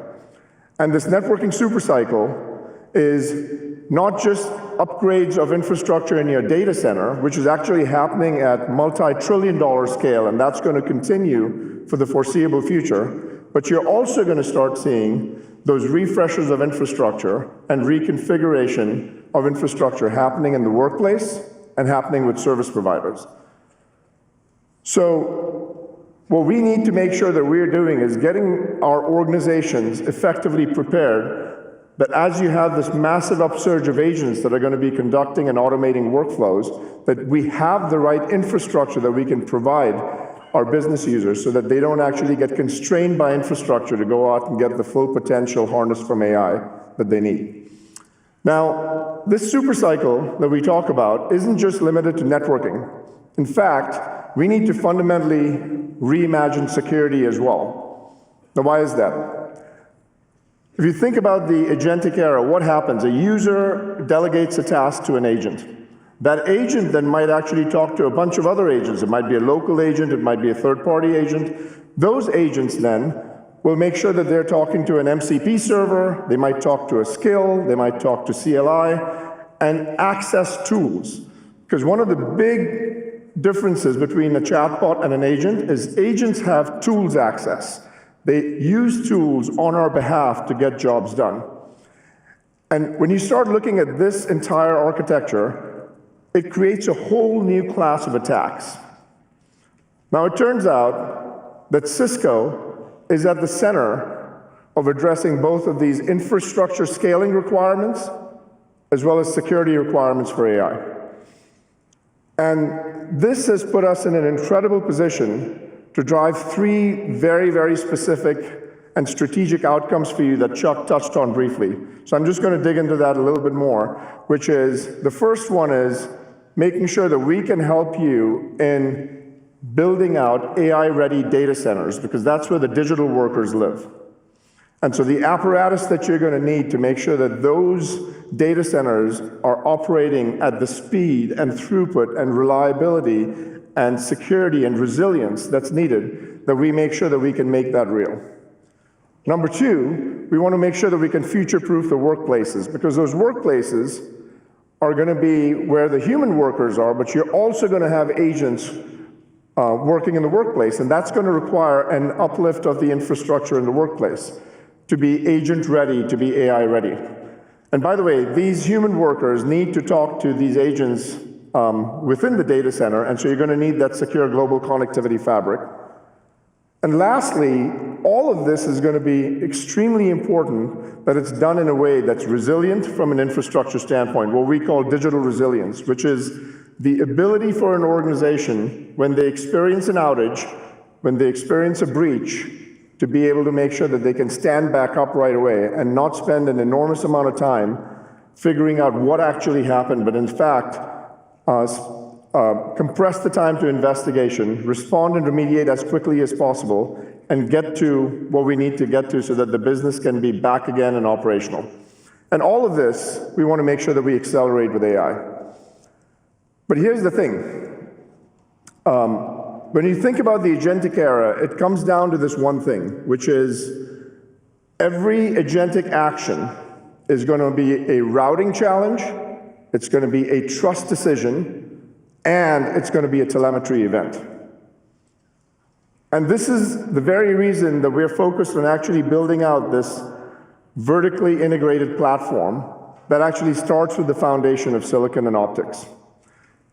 And on top of that, what we have is our systems that actually drive the networking. Switches, routers, access points.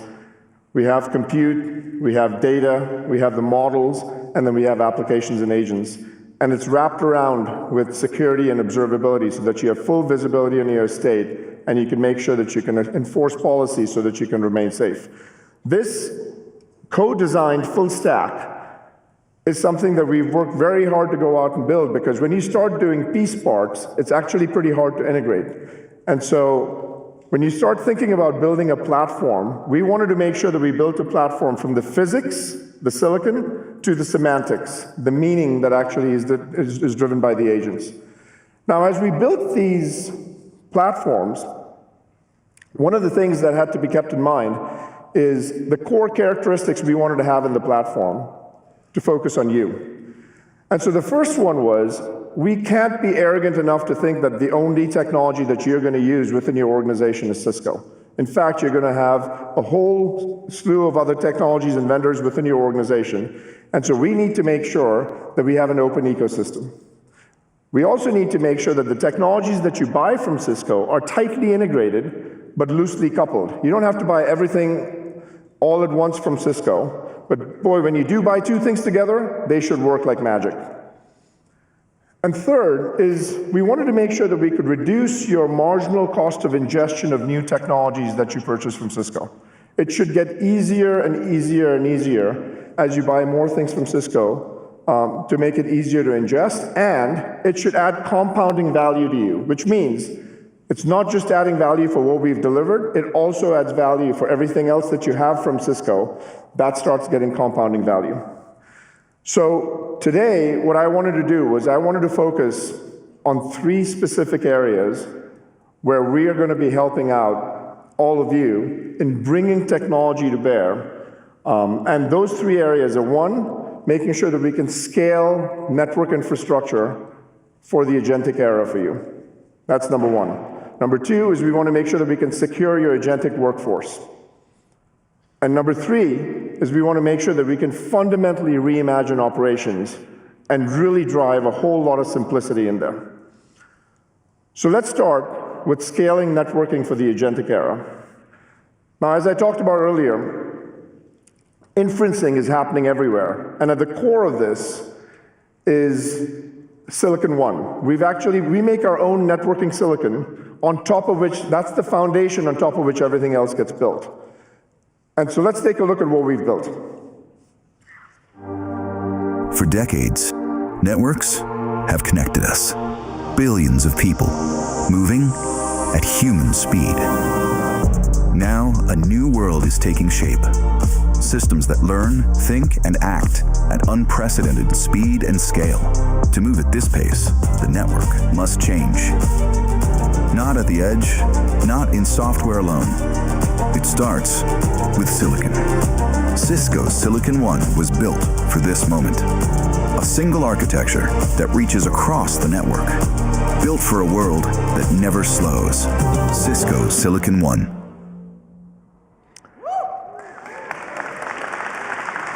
So, thank you. About 10 years ago, and I take no credit for this decision, I wasn't even here. 10 years ago, Chuck and team made a strategic decision, which was, hey, we need to make sure that we get into building our own silicon. And what was set out as a vision was we need to make sure that we have a common architecture across all our chips that go across all of our devices. They have to be high performance, and there has to be programmability that's infused in there. So not every single time where you need to go out and change something or reconfigure something, do you need to do a new tape out of a chip. You can just have programmability be something, and through software you can make some of those changes. Today, I'm delighted to share with you that we've actually got a full family for a continuum of use cases for both data center and the workplace. In fact, I'm holding 2 chips over here in my hand. This is the G300 chip, which we'll talk about a little bit later, and this is the P200 chip. These 2 chips, this one is a scale-out chip, and this one is a scale-across chip. And we'll talk about these a little bit later, but these are the foundation of the things that we do to make sure that we can move AI traffic reliably, quickly, and securely within the world. So I'll just leave it over here. Don't let me forget them, they're a few $1,000. So let's start by talking about what these things do in the data center, and then we'll talk about what they do in the workplace. So in the data center, when you start thinking about the data center, Cisco is foundational to the world's data center buildouts. There are $4 to $5 trillion worth of buildouts that are happening right now. There's constant CapEx that's being raised. In fact, we are very fortunate that we actually serve the largest of the largest hyperscalers. We serve neoclouds, we serve sovereign clouds, we serve service providers. And the fact that we serve all of those 4 entities at very large volumes and scales really helps us make sure that we can bring some of those innovations to the enterprise so that you all can start having the right level of technology built for your data centers as well. Now, one of the key problems that the industry is focused on is this notion of how do you scale up these data centers. And there's 3 patterns that have emerged. So the first pattern is when you actually have scale up, what they call scale up networking, where you might have racks of servers that are networked together, and that's what you scale up. The second pattern is when a rack itself, which has lots of GPUs, might not be sufficient enough to go out and fulfill the workload. And so what you have is multiple racks that get clustered together within a data center. But now, what you're also starting to see is because of power constraints, because you can only have 80 to 100,000 GPUs typically in a data center, what you're starting to see is this pattern of scale across data centers, where two data centers might be hundreds of kilometers apart, and they actually start operating like one giant computer. And all of these things require very, very sophisticated networking at high volumes. And to address these needs, Cisco has been extremely focused on ultra-high performance scale-out and scale-across solutions. And like I mentioned earlier, here's what we are starting to do with delivering scale-out solutions. And I'm going to start with what the chip is, and then we'll go into the systems, because the chip is the G300 chip that I showed you earlier. This chip is a revolutionary chip because it has 102.4 terabits of Ethernet switching that's happening. It's a tremendous, it's a successor to the G200 chip, which had 51 terabits of speed. So this is twice the speed, right? It's a 3 nanometer process node. And here's the crazy part. That chip actually has 250 billion transistors in it. 246 billion transistors on this 100 square millimeter package that you see, the package substrate. So it's a tremendous piece of computer science problem that's been solved. And it's basically the G300 puts us in the heart of some of the largest AI clusters in the world. And literally, you can't get more performant switch chips in the world today than this one, right? Yep, thank you. And so that chip then gets placed into systems. And so we will have both air-cooled and liquid-cooled variants of systems with the G300 chip. So we have the N9300 system, which is actually focused on enterprises. And we have the Cisco 8100 system, which is focused on hyperscalers, right? And we also have new optics. These are 1.6 terabit pluggable optics and 800 gig linear pluggable optics that make sure that we no longer need just copper. You have photonics that are actually communicating packets at very, very high speeds across clusters within a data center, which is pretty amazing to see. So that's how we're innovating for scale out. Now here's what we're doing to innovate for scale across. For scale across, just like you had the G300 chip, we've actually built the P200 chip. The P200 chip is a 51.2 terabit chip, which can actually process 20 billion packets per second, but it has this specific and special capability, which is deep buffering. And what deep buffering allows you to do is imagine two data centers that need to act like one logical computer that are 800 kilometers apart from each other. When you send a packet over, you need to make sure that if there's packet loss, you don't have to restart your training run. So what this chip does is it actually has deep buffering capability in it, and it powers new systems that are both 51.2 terabit fixed systems. These are the pizza boxes that can get networked. Or it powers 28.8 terabit modular systems through line cards, right? And basically, this is a chip that is a routing chip. So we have this 8223 fixed router that both runs Sonic operating system as well as iOS XR. And it's got both 400 gig and 800 gig pluggable optics. Now, why am I giving you all this detail? Because these pieces of infrastructure in data centers are really complicated to build. And the GPU is great, but the GPU is no good if it's not networked. And what we are doing is not just networking the GPU within a data center, we are now starting to network data centers across from each other so that they can act as one logical unit. So that's what the scale-out solutions are for the agentic era. Now we're also partnering with NVIDIA on a number of fronts. And so we started with the Cisco Secure AI Factory with NVIDIA, which is a reference architecture. We now have our switches that are fully integrated in the NVIDIA Spectrum-X architecture. And what this means is that our switches work with NVIDIA's NICs to deliver low latency and intra-cluster communication at very, very fast speeds, right? And then what we also have is NVIDIA silicon that also gets used in Cisco's chips. So one of the things we want to do is we want to make sure that we continue to stay very open in the market, and we want to have the full stack that's well integrated, but we also want to use what else is there in the market from others. And so that's some of what we're doing in data centers. But as we discussed earlier, it's not just about data centers. We want to make sure that we fundamentally think about reimagining the workplace for networking as well. And so in the workplace, I'm going to take a break for a sip of water. There's a lot over here. I didn't realize my mouth will be so dry.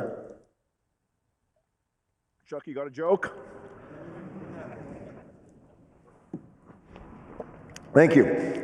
All right, so essentially we need to make sure that we can fundamentally reimagine the workplace as well. And this is something that's not been that obvious to people so far. Most people thought that AI would be largely conducted in the data centers, but what you're now starting to see is the traffic patterns are going to start increasing in the workplace as well. So over the last year, we've refreshed our entire campus branch network. This is the largest refresh we've had in Cisco's history. Everything from switches, to routers, to secure firewalls, to Wi-Fi access points, even industrial devices. We've made sure that we've kind of innovated across that entire portfolio of products. And what have we done? We've done a few things. One, we unified hardware. So one of the things that was always asked was, rather than having different brands that were actually hard to manage, what we now have is a unified brand of hardware between Catalyst and Meraki. We have unified software for managing these, and we've got unified management. And today, we are continuing that momentum. And so what you'll see over here is we will have new smart switches, we'll have new routers, we're going to have new premium outdoor Wi-Fi systems, but the one that I'm particularly excited about, specifically in the era that we're going into, is the Cisco 9550. This is the most powerful core switch we've ever created. Now, why is it important? Because there's two classes of switches, and there's a lot of emphasis that's placed on access switches, and we've actually built a bunch of access switches, but the core becomes the backbone, and for agentic workloads, when you actually need to make sure that you have high volumes of workloads, if you don't have a strong backbone, then that becomes the bottleneck of your network. And the 9550 is one of those most powerful kind of switches that we've built for the core. And all of this is designed to be quantum safe. Now, what we want to do is make sure that as we upgrade this infrastructure, it's not just about upgrading the infrastructure. We also want to keep innovating so that your infrastructure is protected in this new AI-powered world of attacks. Right? Because Chuck talked about this, Mythos is a true phenomenon. In fact, we are living in what we like to think about as a post-Mythos world, where the security must be actually fused and baked into the network. And models like Mythos really show how bad actors can actually compress the time, where from the time that you announce a vulnerability to the time that an exploit happens is now a matter of minutes, if not seconds. So you have to make sure that there's a systematic way in society to address this challenge. And so how do we help address this challenge?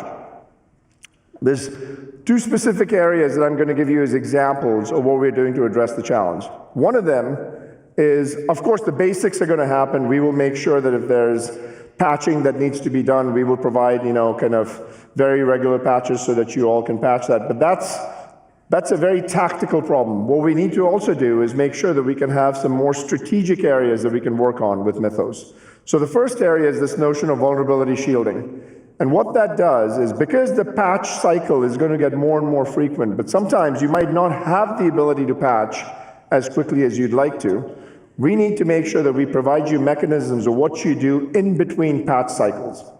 And so we now have this product called Live Protect, where you can now have compensating controls that can be applied in between patch cycles. We'll talk a lot more about that tomorrow. And then the second area is this notion of exploit containment. And what I mean by exploit containment is you want to make sure that you can stop lateral movement through your hybrid mesh firewall within your estate, because you have to assume at this point that the bad actors have already infiltrated your network. But what you want to do is prevent lateral movement and intercept it whenever there's actually behavior that's starting to seem anomalous. And hybrid mesh firewall gives you this kind of ability to sprinkle enforcement points for security across your entire fabric of the network. And you'll see, demos of this later tomorrow. So what are we doing basically to help you scale and protect your networks with AI?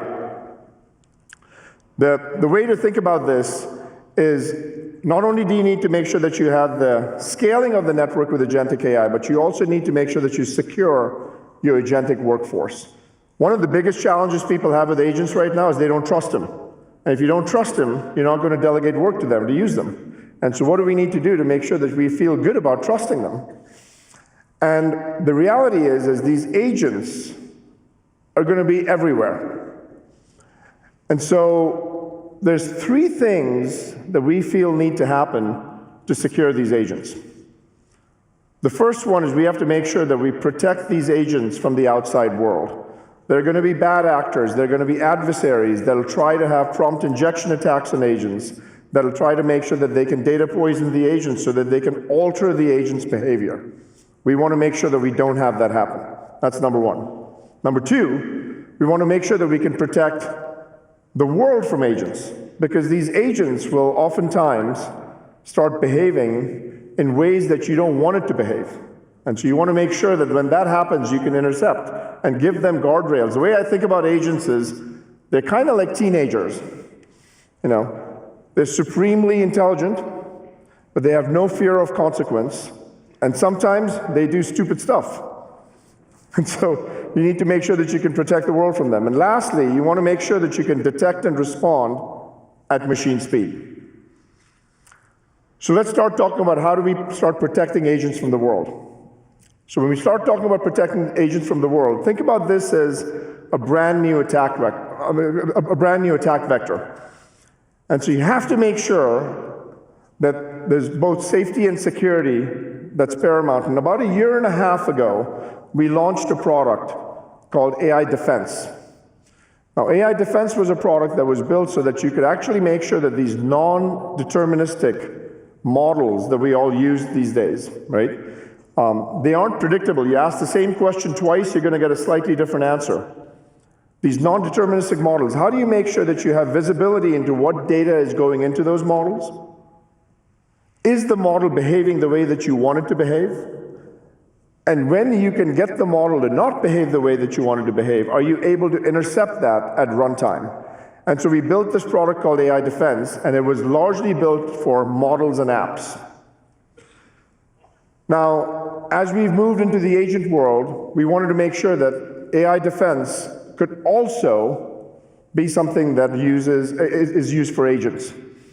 And so what we've done is we've added a whole basket of capabilities around adaptive testing and guardrails, around security for agentic supply chains, and around making sure that we have support for any agent platform, whether it be Claude or Codex or OpenClaw, so that your estate is safe and you can protect the world from the models. You can protect the world from agents. And so that's kind of what we actually started with by adding these capabilities. But here's the reality.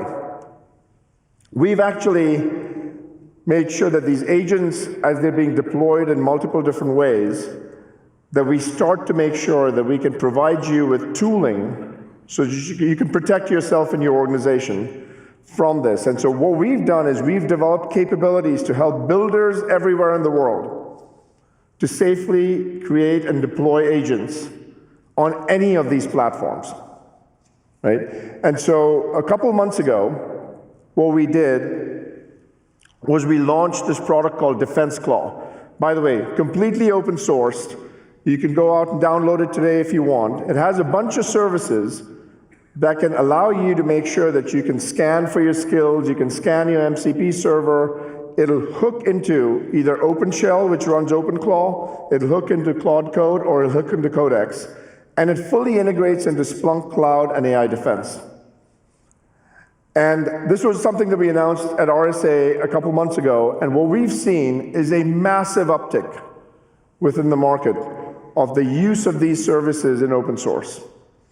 And so you're starting to see that the open source tooling that we're giving out to our customers and to the builders and developers is starting to gain traction. So we are going to continue to keep investing in open source, and you should rest assured that Cisco is very committed to the open source movement, and we will continue to make sure that we keep investing in open source. Thank you. And so we've made a huge amount of investments in the open source community, but what we wanted to do was we also wanted to make it easy for you to use these technologies, because not everyone might want to download open source versions within their organization. And so what we've also done is we're making sure that these capabilities will also be part of Cisco Secure Client, and that's going to be available in July.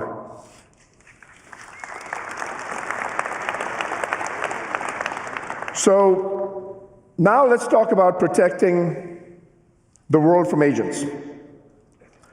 So essentially, when you start thinking about protecting the world from agents, what you're trying to do here is make sure that when the agents start drifting, when they start behaving in ways that you don't want them to behave, you can figure out and detect that they're drifting and intercept right away, right?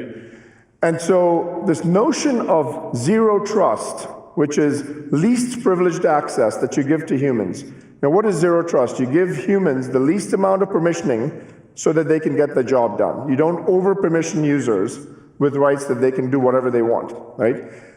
That zero trust for humans has always been focused on you have to prove your identity, and we have to make sure that we can then verify that we trust you as a user and then allow you to do the things that we need you to do.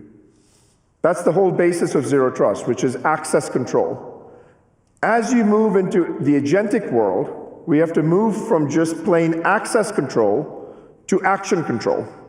And that action control is actually something that is a very, very difficult thing to do, because you have to make sure that you intercept every action and verify that the behavior that the agent is exuding is in fact aligned with the intent that you had of what that agent should be exuding as behavior, right? And then you need to be able to control that agent. So what we've done with zero trust is we've moved from access control to action control. And the question is, what needs to be done to make this happen? And there's three things that need to be done to make this happen. Number one, you have to know the identity of every agent within your organization that's running.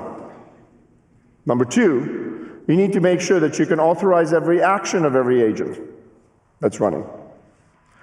And number three, we have to be able to adapt to risk that might emerge from the behavior of agents in near real time. And so what we've done is we've actually focused an enormous amount over the course of the past year in ensuring that we've got all kinds of capabilities that we've made available to you for agent security. And everything from discovering the agent, everything from being able to safely delegate work to an agent, to having the right level of MCP gateways and LLM gateways so that you have some way to intercept a request before it goes to these different tools. All of those pieces are starting to come into play. Now, a big area for this that's foundational in agentic security is also the identity of the agent, and specifically identity of the non-human identity. So a few weeks ago, we made an announcement that we're going to have an intent to acquire a company called Astrix. And Astrix is a pioneer and invented non-human identity.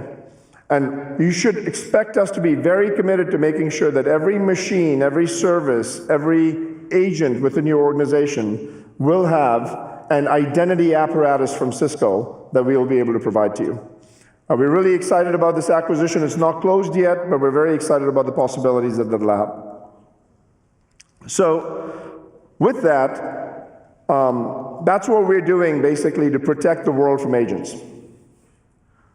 Third is what do we do to make sure that we operate at machine speed and scale? And when you really start thinking about this deeply, here's the challenge at hand. You know, data is the key for defending at machine speed and scale. We have a lot of telemetry within our organizations, we have a lot of data, and that's something that we have to understand well to be able to defect. Because what you need to do is you need to understand baseline behavior, you need to detect abnormalities, and then you need to make sure you connect the dots. And that's why we recently announced Cisco Data Fabric. What is the Data Fabric? It's basically a common data platform that's powered by Splunk that handles data and signals at massive scale, petabyte scale, from networks and security as data sources, from applications as data sources, from third parties as data sources. And what we'll be able to do is drive action in the organization from this flow of telemetry that we have by correlating that telemetry. Now, one of the examples of how we're going to use this Cisco Data Fabric, it's going to be a foundation for several core capabilities. One of those is going to be the SOC. A lot of you over here are security professionals. In fact, a lot of times people worry about, in the security world, the short staffing that is there with security analysts.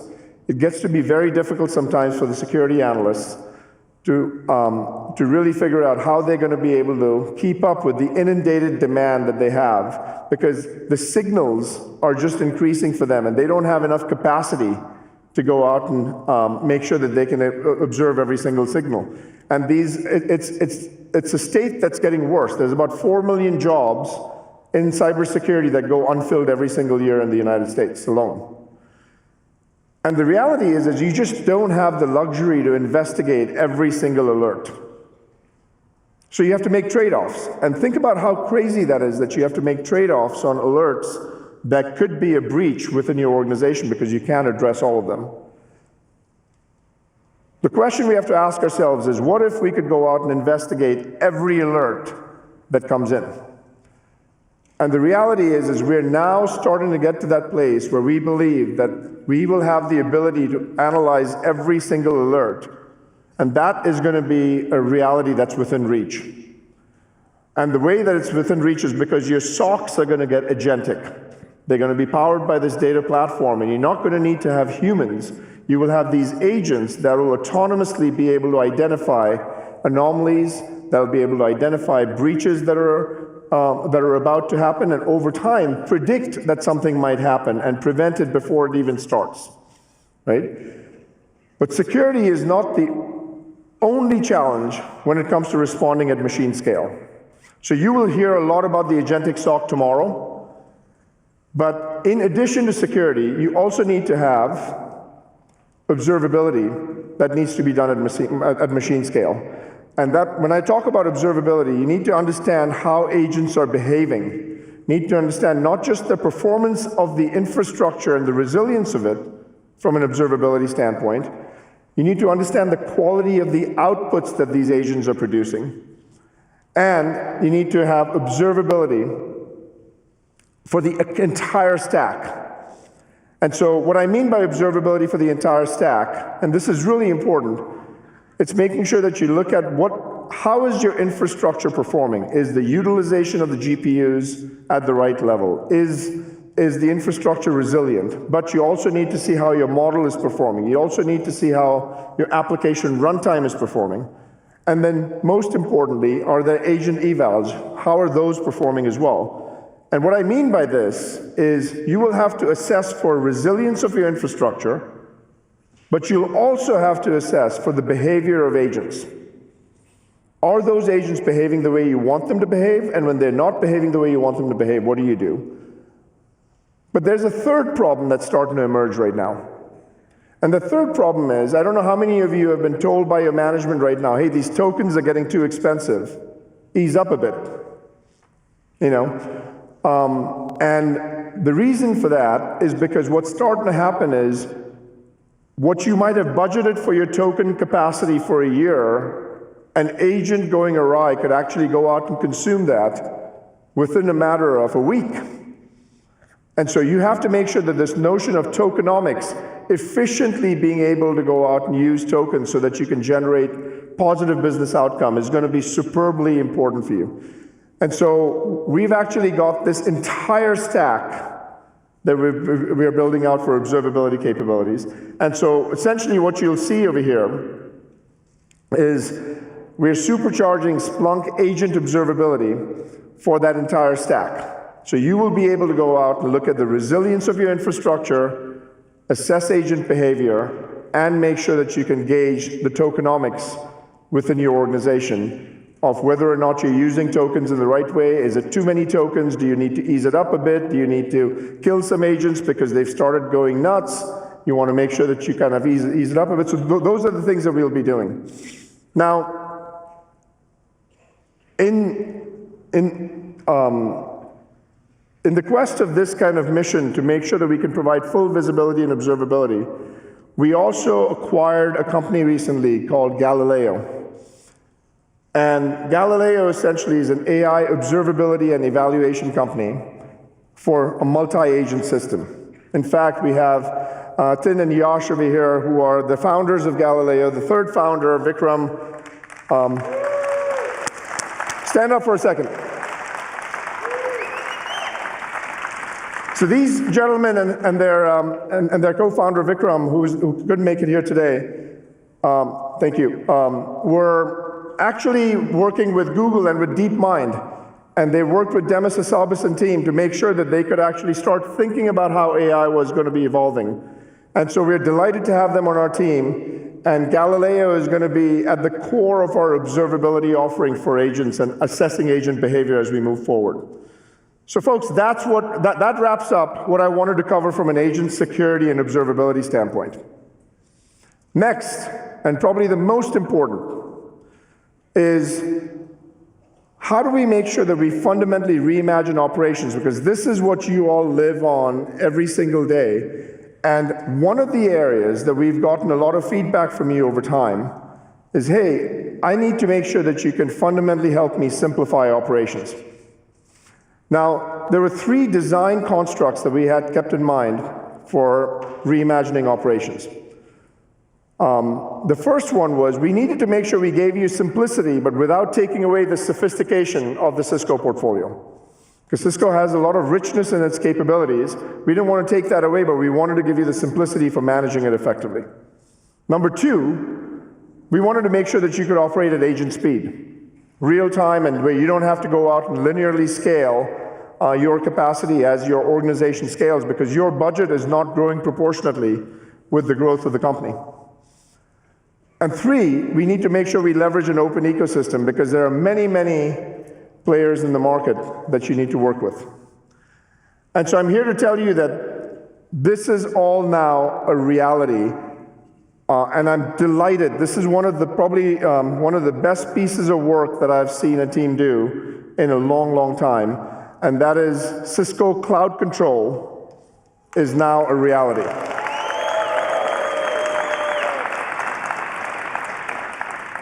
And for those of you that don't know, here's what Cloud Control is about.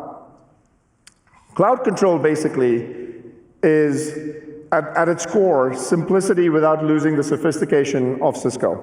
And so what we've tried to do is say all the products that you know from Cisco and love, literally all the products that you know from Cisco and love, will be managed from Cisco Cloud Control.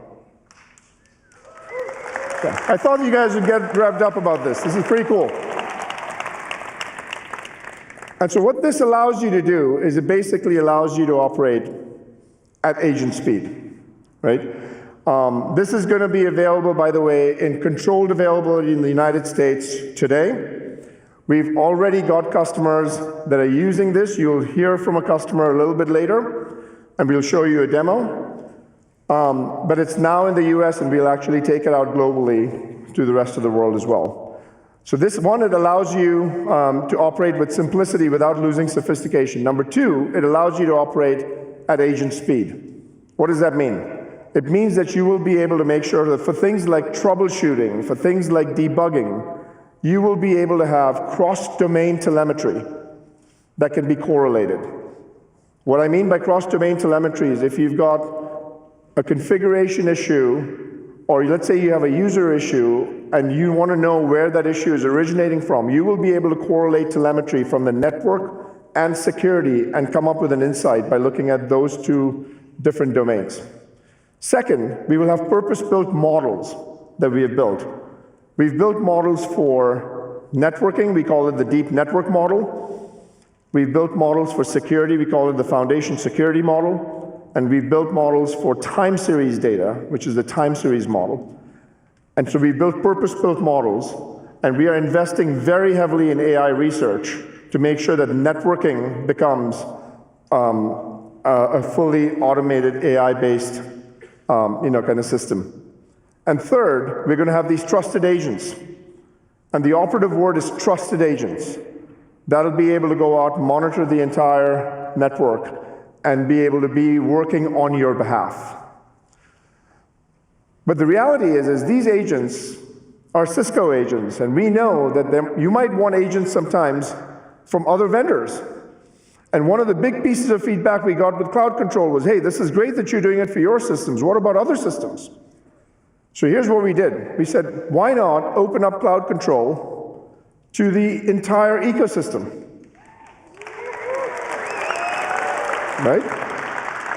And so we have, on day one, 52 partners, and I hope that this continues to keep growing very, very exponentially, and they're going to be building apps within Cisco Cloud Control, right?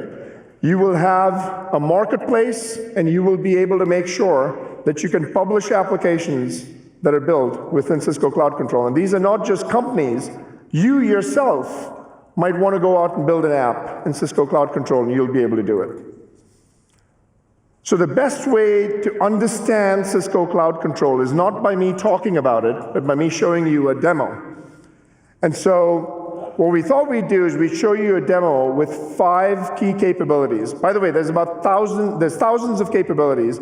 I don't have enough time to show it to you both in today and tomorrow's session. But there's one thing you should keep in mind. Every single demo you see at Cisco Live will originate from Cisco Cloud Control. How bonkers is that? The entire portfolio will start from Cisco Cloud Control, right? This would seem like fantasy if you just talked about it to someone just a few years ago.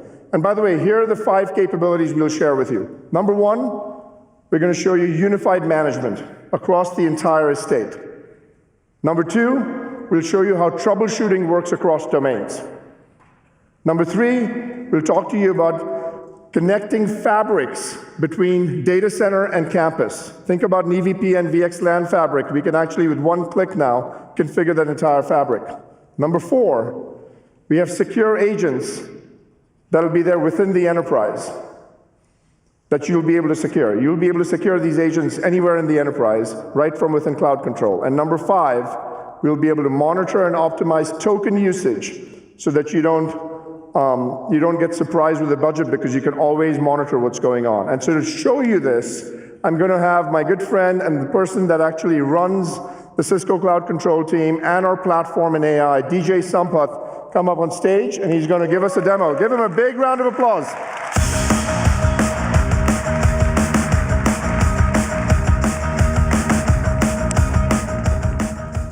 All right, DJ, so I've built you up over here, buddy, so what are you going to show us? G2, one of the interesting things is every time I come to Vegas, I end up signing up to do a live demo. And here I am. It's a test of intelligence on stage, but I'm glad you're doing it. All right, okay.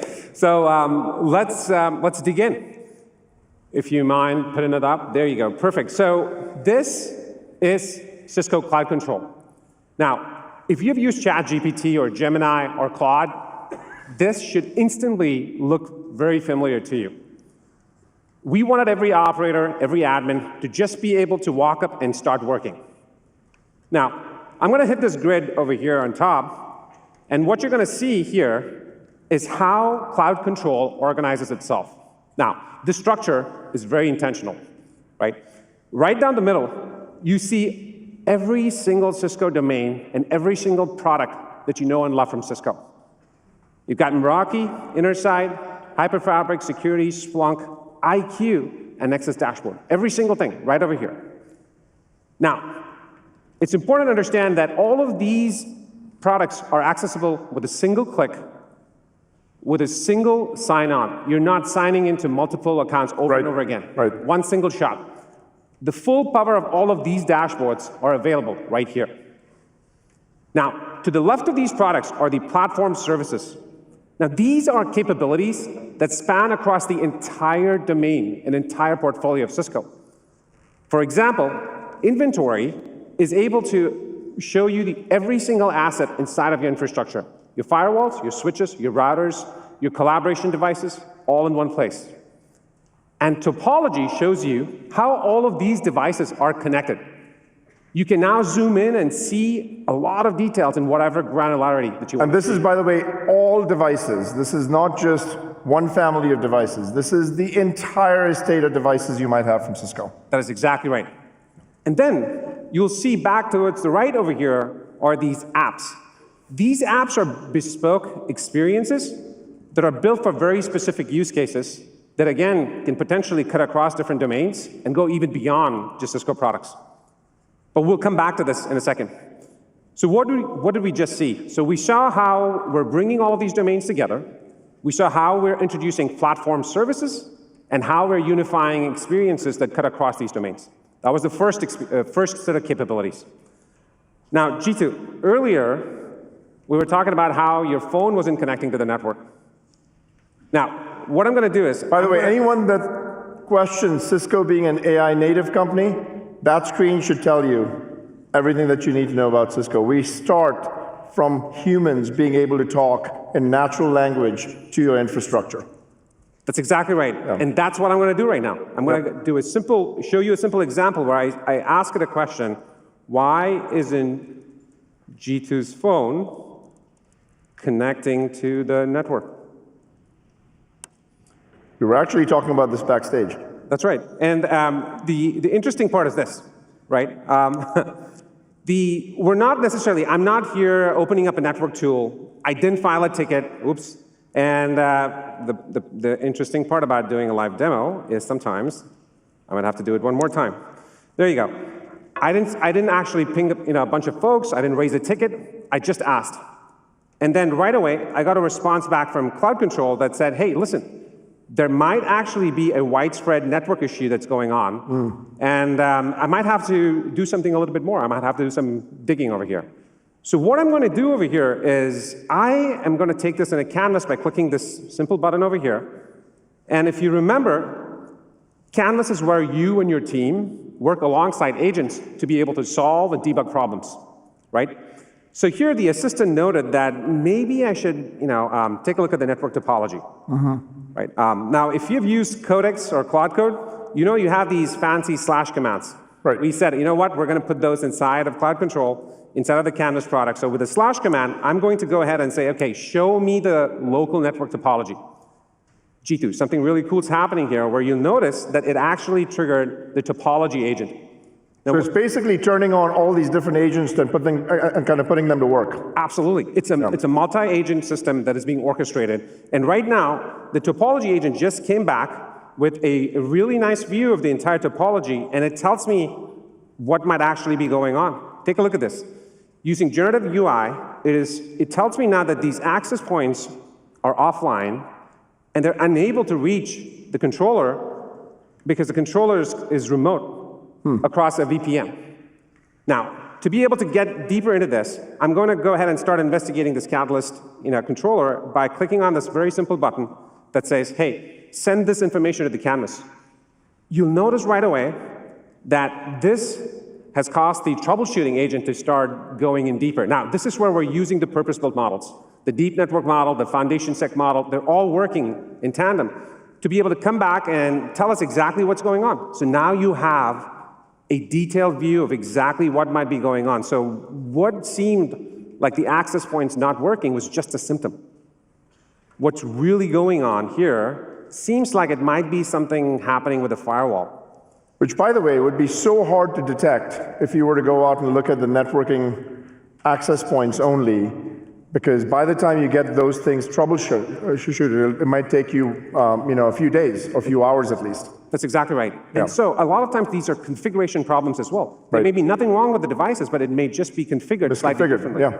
So what I did over here was said, hey, go ahead, start investigating what's happening with the firewall deployment. And you'll notice something really cool happening here, which is we just shifted domains. We went from networking to security without logging into different dashboards. An agent just triggered this, and now you see that I have a view of what might be actually going on. I'm going to reduce the size of this window so you all can see this. You'll notice here that the site-to-site VPN tunnel is actually down. And the reason why it's down is because it turns out it's missing an OSPF route exchange. Well, it also has exactly details of how you would go about fixing it. With one single click, I can now go ahead and remediate all of this using Cisco Workflows, which is now a native application inside of Cloud Control. And by the way, you could have delegated this entire task to an agent once you trusted enough to say, I don't even have to approve it if I don't want to. Once I trust you, you can just get it fully autonomously fixed. That's exactly right, G2. Yeah. And so what did we see here, folks? At the end of this, we went ahead with a single prompt. We went from your device to an access point, to a controller, to a firewall, and we seamlessly did debugging and troubleshooting across different domains in a matter of minutes. All right. How cool is that? All right. We're just getting started, though. There's a lot more. That's right. And G2, one of the things that you were mentioning earlier was... so what you've shown so far is you've shown unified management and you've shown cross-domain troubleshooting. And troubleshooting and debugging. Right. So now we're switching gears to be able to start talking about how are we going to connect campus and data centers together, right? You talked about Mac minis that are going to run tens, if not hundreds of agents, right? So say, for instance, you've got codecs that you're running inside a Mac mini, and you want this codecs to be able to access your source code that's running inside of your data center. Now, this is proprietary stuff, right? So you want to make sure that you're connecting these two things together. Now, here's the thing. This is a pretty complicated step. Normally, this means you're spinning up a project, you're filing tickets. It's going to take forever to be able to go out and do this. You know what we did? We built a simple app for this. I'm going to click into this app called Unified Cisco Fabric. I'm going to go ahead and create a fabric connection between a data center and between my site. And I'm going to say, hey, listen, I want to put a firewall in between this. And with a single click, you're going to see that the agents start to kick in, and they're going to go ahead provision a complete topology that allows you to connect your campus to your data center. To your data center. Folks, it just took minutes to be able to do this. All right, now that we've done this, the next big thing that's going to happen is you're going to see agents are going to be running everywhere, running in your campus or running in your data center. The thing that you talked about was how do we make sure that these agents are trusted? Right. This is a big, topic, right? And you want to know exactly what the agent is doing, what can it access, and where is it allowed to go. Now, to be able to give you that visibility, you know what we did? We built an app for that. Here's an app called Agentic Security. You'll notice here that we are bringing together a number of different types of technologies. We're bringing together zero trust network access, identity intelligence, and all of the AI guardrails to be able to give you complete visibility into where these agents are running. I'm going to pop this out just a little bit, the screen, so you can see it. You can see exactly where the agents are running. You can see what applications it's accessing. And on top of that, we've seamlessly fused this with the identities of these agents, which becomes really important. And now you know if an agent's sort of acting up, you instantly have the ability to see it right here. Now, let me give you another view of this. We can actually go directly into the actions that each one of these agents are taking. If it's submitting pull requests, if it's searching, if it's creating a PR, you can now see the entire life cycle of the agent actions. Of the agents, yeah. And finally, you also have the ability to enforce policies. Say that you want to limit the codex access exclusively to engineers. It's no longer setting up and doing a lot of changing dials. It's simply a natural language command, and it creates the entire policy, a mesh policy, which can be enforced pretty much anywhere. And what's really interesting is we're bringing together a number of different technologies behind the scenes. Yeah. So this is basically, just so everyone understands, you have agent security. It has 5 or 6 different products behind the scenes, but they're all working together in unison. That's right. You got secure access, AI defense, secure client, and Splunk. All right. Now, one of the top of mind topics for a lot of people, when they start deploying a lot of agents, Jeetu, is that they're worried about token consumption. And you were talking about runaway agents. That's right. Right? So to be able to make sure that we're tracking all of that stuff, you know what we did? We built an app for that. All right, so I'm going to click into agent observability over here. And agent observability is actually powered by Galileo and by Splunk, what you're just talking about. And now you can see every single agent that's running inside of your environment and all of the tokens that it's consuming, right? So here's an agent that's actually consuming a ton of tokens, and it's almost $24,000, and you can just see exactly what's going on inside of that specific agent. So you no longer have to worry about this. If you need to kill that agent with one click, you could dismiss it, and it's gone. All right. That's great. I'll have one last thing, and then I'm going to wrap this up. Yep. I know you talked about the marketplace. So we've made it really simple for you to be able to seamlessly come into the marketplace app, add an agent, an app, a skill, or an integration seamlessly with one click into Cloud Control, so that you can now use Cloud Control to be able to both consume information and send information back to any one of your partners inside of your ecosystem. That's amazing. And this is all with 52 partners in the marketplace available on day one. That's right. And that is the power of Cisco Cloud Control. Anything else? Give DJ a big round of applause.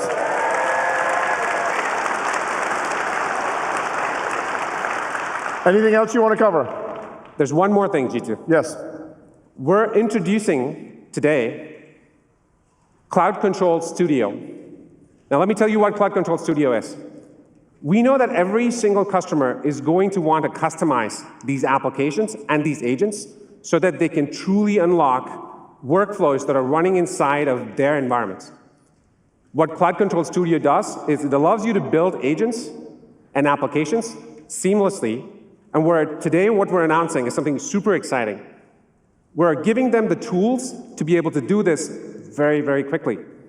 Today, if you wanted to build a custom app or an agent, you can do that in a matter of minutes with Codex that is natively baked into Cisco Cloud Control. And so it's just going to take you, with a single prompt, you can create an application. In fact, Greg Brockman from OpenAI has a message for you. He couldn't be here today, but he wanted to actually talk about Cisco Cloud Control and Codex. So can we just roll video, please? Hey everyone, hoping you're having a great Cisco Live. Cisco and OpenAI have been working together closely for over a year, and it's been incredible to see what the teams are building. At OpenAI, we know firsthand that infrastructure is the foundation for everything else. But infrastructure is also getting more complex, more distributed, and more dynamic every single day. The classic way of managing infrastructure does not really scale to where the world is going. And that's why this work with Cisco is so exciting. Cisco sits at the center of so much of the world's infrastructure, and they've been an incredible Codex customer and partner to be working with.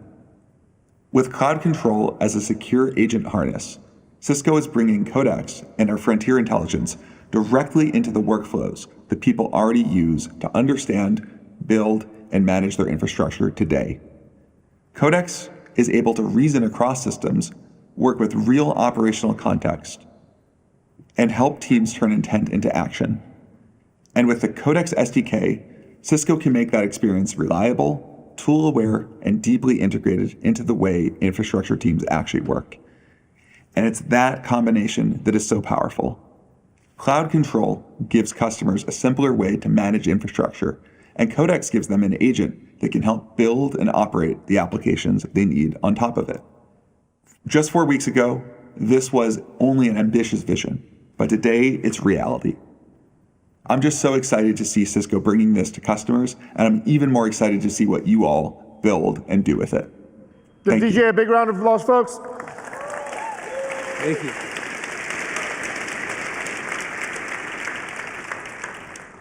My apologies, we're running a little bit over, but I have a guest that I want to make sure that we actually have a dialogue with. And so my next guest over here is Hasmukh Ranjan, who is a CIO of AMD, that is a user of cloud control. Let's make sure that we have Hasmukh come up on stage.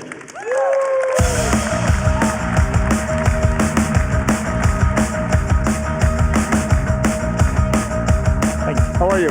I'm doing well. Okay, so Hasmukh, talk to us about the problems that you're trying to solve in the industry today. Yeah, no, I think like everybody else in this audience, we are deploying agents. We are deploying agents to make sure that we address complex workflows inside of AMD. And for that, we see some of the things that are happening in the industry, which is a lot of focus on data. We are focused on data and making sure that we have data in the right place. Change management is another big topic. We want to make sure that every employee around the world is trained, and that's happening in the industry as well. And then how do we take all those things and make sure that we operate in a cycle with a layer of infrastructure that is abstracted to take advantage of AI at the very high level. And so Hasmukh, why is tokenomics so important right now, and why is the cost of tokens such a big deal? Yeah, as this is like as enterprises become more and more successful, the cost of deploying AI agents, from all perspectives, from efficiency perspective, from performance perspective, and hard dollar perspective, is becoming a topic of discussion and topic of concern, because these line items were never in anybody's budget, right? So it's a simple example. If you take a very conservative estimate, if an employee you have trained to leverage AI agents and spends $200 a week through tokens. So if you multiply that, it's about $10,000 a year if you take a 50-week thing. And adds up. For 40,000 employees, that's about $400 million. For 90,000 employees, you're talking about $900 million. That line item never existed a few years back. Yeah. Right? So this is a topic of conversation. This is a topic that you will hear about in many, many forums. And IT guys are naturally designed to optimize setup, and we work to make sure that we take care of that. Now, you've been a longtime champion of Cisco. You sit on our global advisory board. You push us pretty hard. Tell us about your experience working with Cisco. What can we be doing? How are things going? By the way, thank you for adding me to the advisory board. It's a fantastic event. Oliver does a great job in managing that and making sure that we all are heard of in that audience. But look, Cisco, we operate with two different focus areas, one in the operational side and one on the strategic side. Operationally, you talked about Cisco Cloud Control, Defense Cloud. We are using it to make sure our operations become much more smoother than they are, so that we can spend our time in AI infrastructure, managing agents, managing tokenomics. Strategically, you are now making it or taking it further and making sure that problems are future, our infrastructure of futures are designed to take advantage of this entire setup. So from that perspective, I feel very, very good working with Cisco. But the most important thing that I have noticed over the past 3 years, and many of the folks in the audience will probably agree with me, is the ability to listen to customers. It's fantastic. Attending a GCAB with Oliver, being here, or being many, many forums, Cisco is listening. And we are working together to solve infrastructure problems for future, which is a great place to be. And that's where I take a lot of pride and happiness in working together as a partner. Yeah, it also reminds me, in early 2000, a book came. Who Says Elephant Can't Dance? A very famous book by Lou Gerstner, right? Yeah. It feels like you guys are dancing and making sure that this entire I hope you're dancing with rhythm. And yeah, so big congratulations to Chuck and management team. It is no surprise that today you guys have crossed $500 billion of market valuation. So big congratulations to all of you to be able to achieve that, right? It takes a lot of effort to be able to get there. Thank you so much. So if you're rolling out agents at AMD, how's it going? What have you learned? How are you using Cisco Cloud Control and all of that? Sure. Tell us quickly what's going on there. As a company, our objective is to build great products. Our objective is to be a thought leader in enterprise AI adoption. And with that in mind, we are making sure that every employee around the world has access to the entire technology platform that we have for the company. In there, we are partnered with Cisco. I think I can very safely tell you that of all the vendors that we deal with, the most engagement that we have from IT, AMD IT, is with the Cisco team, because we have a shared goal of open architecture and making sure that we solve infrastructure problems for the future. And that's where I take a lot of pride. So Cisco Cloud Control, Defense Cloud, I think we have partnered together. I don't think DJ likes me as much because of the kind of engagement that we have. You give DJ a lot of feature requests. A lot of feature requests, and he's responding. So Cisco is listening, and Cisco is responding, and that's a great place to be. Asmuk, thank you for being here. What advice would you have as you as we end this to the IT practitioners and your peers in this group? Of course. I have sat in this arena or this forum many times in my entire career, right? Every time I would sit here or in different infrastructure forums, one thing that will always be there. Hey, how is IT contributing to the bigger and greater success of an enterprise? In early 2000, there was a forum, or there was a paper written, Does IT Matter? That was the most depressing part of my career, because I was attending a forum where they're questioning what we are doing to help an enterprise. Transition from there to today, it's completely different. We talk about infrastructure and hardware is back. One thing that we miss is hardware operators are back as well. This is the best time to be in IT.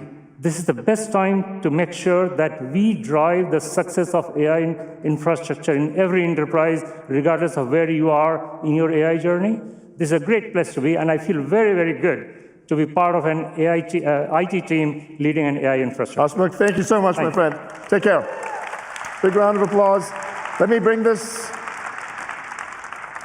to close. About 2 years ago, I stood on this stage, and we committed to you that we would be a different company in a year and almost an unrecognizable company in 2 years. Judge for yourself, but in the last year alone, we've actually had new silicon for high-performance switching and routing. We've had converged hardware architecture between campus and branch. We've had unified on-premise and cloud management for data centers. We've had a completely reimagined security stack for agentic AI. We've actually built the world's most advanced and open platform for collaboration. And we're building Cisco Data Fabric powered by Splunk. And today, we're fully revolutionizing operations with Cisco Cloud Control. So I'm hoping that you actually feel that this is a very different company than what it used to be, that we're really honored to be serving you all. And we used to be a collection of products. We're now a fully integrated platform. And that's why we believe that Cisco is the critical infrastructure for the AI era. We couldn't do this without you. We are honored that you take the time out of your days to come over here to join this event. There's a lot more in store for you. Thank you all for being here. We love you. Incredible. Thank you so much to Chuck, to G2, to Brian, to Hasmukh. Fantastic demo there from DJ Sampath. I always love this day one keynote because it sets up the entire week. Everything that we're going to see across the Cisco showcase here in the world of solutions, the conversations that are going to be taking place. We also heard about so many of the fantastic new releases that we're going to touch on throughout the week. Cisco Cloud Control, Cisco IQ. We heard about Asterisk, non-human identity to secure our organizations here in the era of AI. We touched on Galileo. I am so glad that was brought up. Not a surprise, but great that we get that AI observability dive in, and we have the Galileo builders here in the audience with us today. Mythos, I love that Chuck said 90 days ago we were talking memory. Now we are talking Mythos. These are all subjects, topics that we're going to hear about again and again and again as we go. So great to have you with us here on the Cisco TV broadcast, coming to you live from Mandalay Bay in Las Vegas. I am Steve Moulter. Please stay with us. Keep using hashtag Cisco Live to reach out to us on social media. Right now, we are going to keep the energy super high. We're going to go right out to center stage. We've got Josh Mathias with us. He is our VP and Chief Portfolio Strategist. He's with Marty Jane from NVIDIA, VP of Sales and Business Development. And we're going to look at the ways that NVIDIA and Cisco are working with our ecosystem partners to build the new infrastructure to run everything we just heard about in the keynote. Go and check that out. We'll meet you back here in the studio to dissect the day one keynote on the other side. Here we go. Oh, sorry, we are still rolling. Apologies for that. I am always so straight to rush out to whatever the content happens to be. We have got all of our co-hosts with us. They are out in the world of solutions right now, and we're going to be looking at the different capabilities, the pillars that are driving everything happening out there. Everything that is based in that critical infrastructure for AI. So as we look at the platform advantage that Cisco creates, the edge-to-edge portfolio, as we look at digital resilience, how to make sure that we are staying connected no matter what the attack happens to be, making sure that we have future-proofed workplaces that follow with us everywhere that we go, that keep us ready, that keep us active and keep us connected to our customers and to our marketplaces. These are everything that makes Cisco tick, and it's everything that's driving what we are doing here at the show and across the showcase. Now we're going to head out to center stage in the showcase. Again, glad to have you with us, and now away we go.